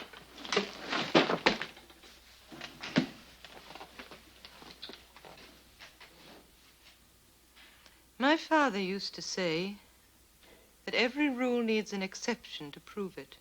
Your father never had to deal with our friend Alfred. He actually had the nerve to say to me that I could spend all winter down here in Warm Springs or Florida or anywhere else I wanted because there'd be somebody first rate up there to run things in my absence. As if I'd let anybody do my job. As if I'd let Al Smith or anybody else tell me how to run it. Of all the damn fool ideas. He doesn't know you. Obviously, he has no idea what he'd be getting.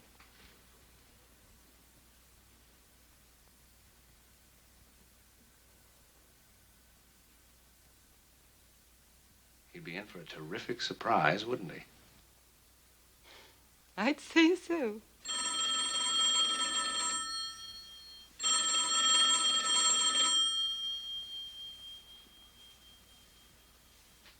Aren't you going to listen in? That little click when I do would give us away.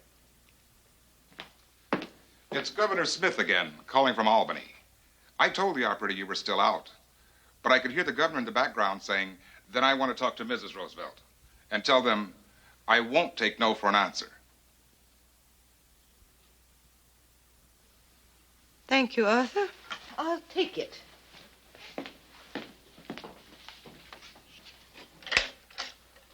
Hello? Yes, Governor. Fine, thank you. Of course I'm coming to the convention. I'll be in Rochester day after tomorrow. What? No, I really haven't an answer for you. I'm afraid the best I can do is try and get him on the line and let you work it out between you. If you hold on, I'll see if I can locate him. Yes. Well, can you be found? By the sheerest coincidence.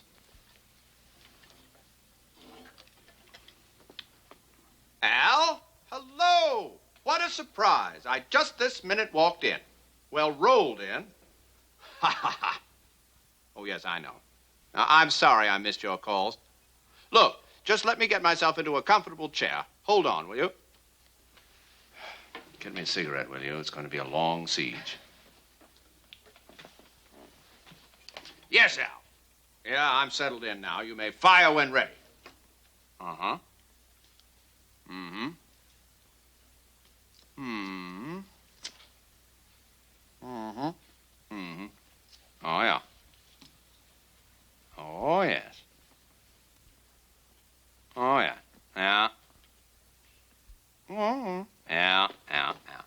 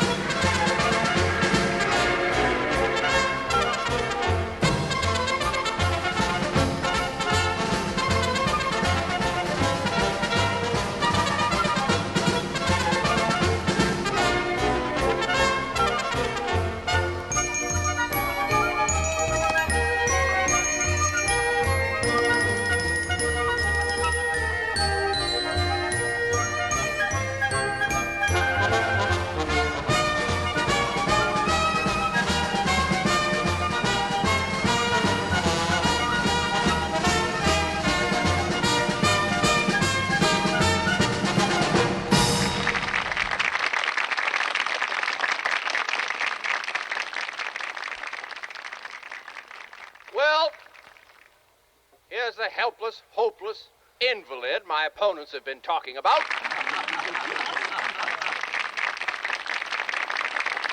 My friend,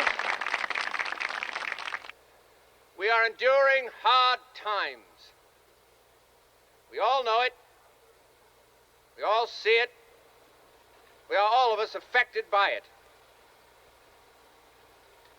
I believe that the greatest single task is to put people to work. This is no unsolvable problem if we face it wisely and courageously.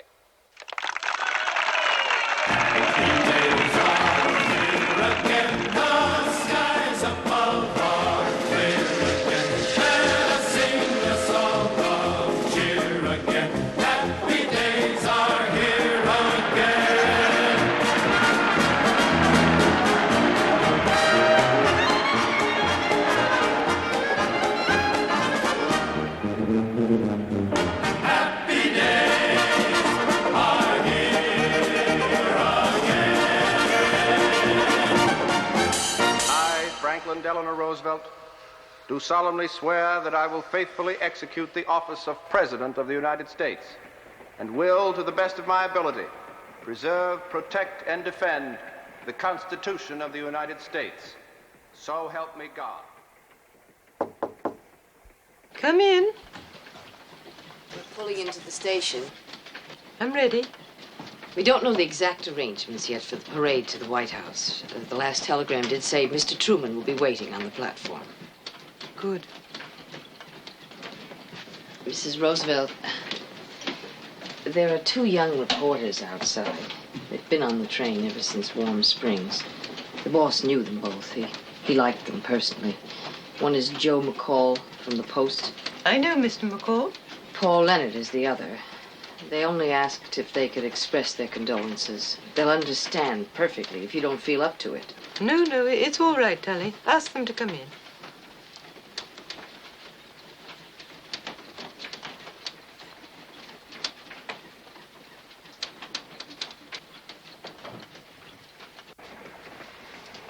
Good morning, Mr. McCall. Good morning.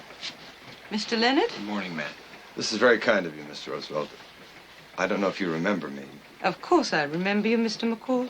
Please, sit down. Thank you. I can even tell you when we met.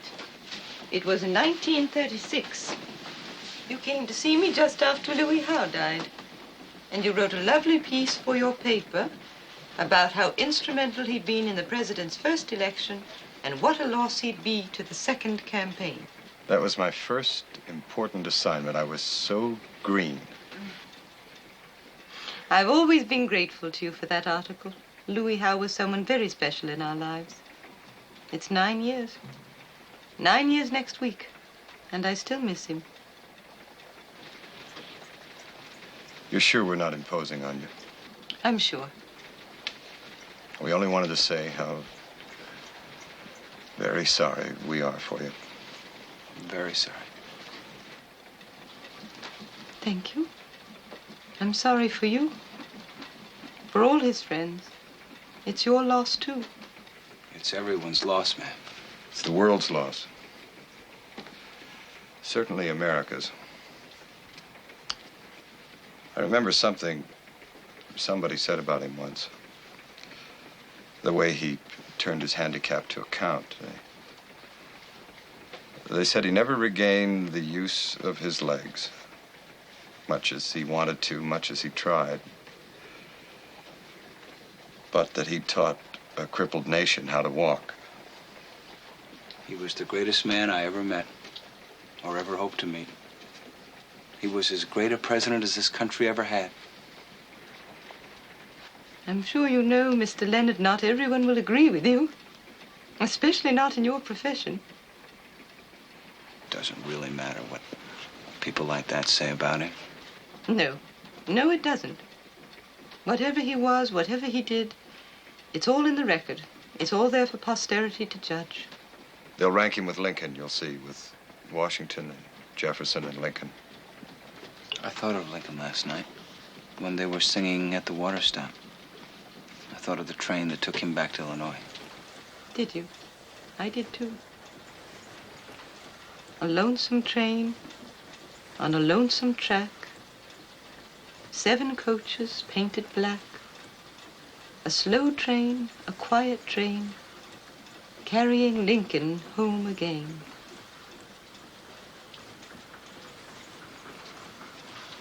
The people loved FDR the same way they loved Honest Abe. And you too, ma'am. They'll be expecting great things from you. No, they knew it was all him. It was my husband. Looking back, I can't help thinking he might have been happier with someone completely uncritical. I couldn't be that. He had to look for it in other people. Still, I believe I sometimes acted as a spur, even though the spurring wasn't always wanted or welcome. I was one of those who served his purposes. What will you do now? Slip gracefully from sight, I trust. You can't ask us to believe that. It's true. We've stopped. Mr. Burns and Mr. Wallace are waiting with Mr. Truman. With President Truman. It's true. The story's over.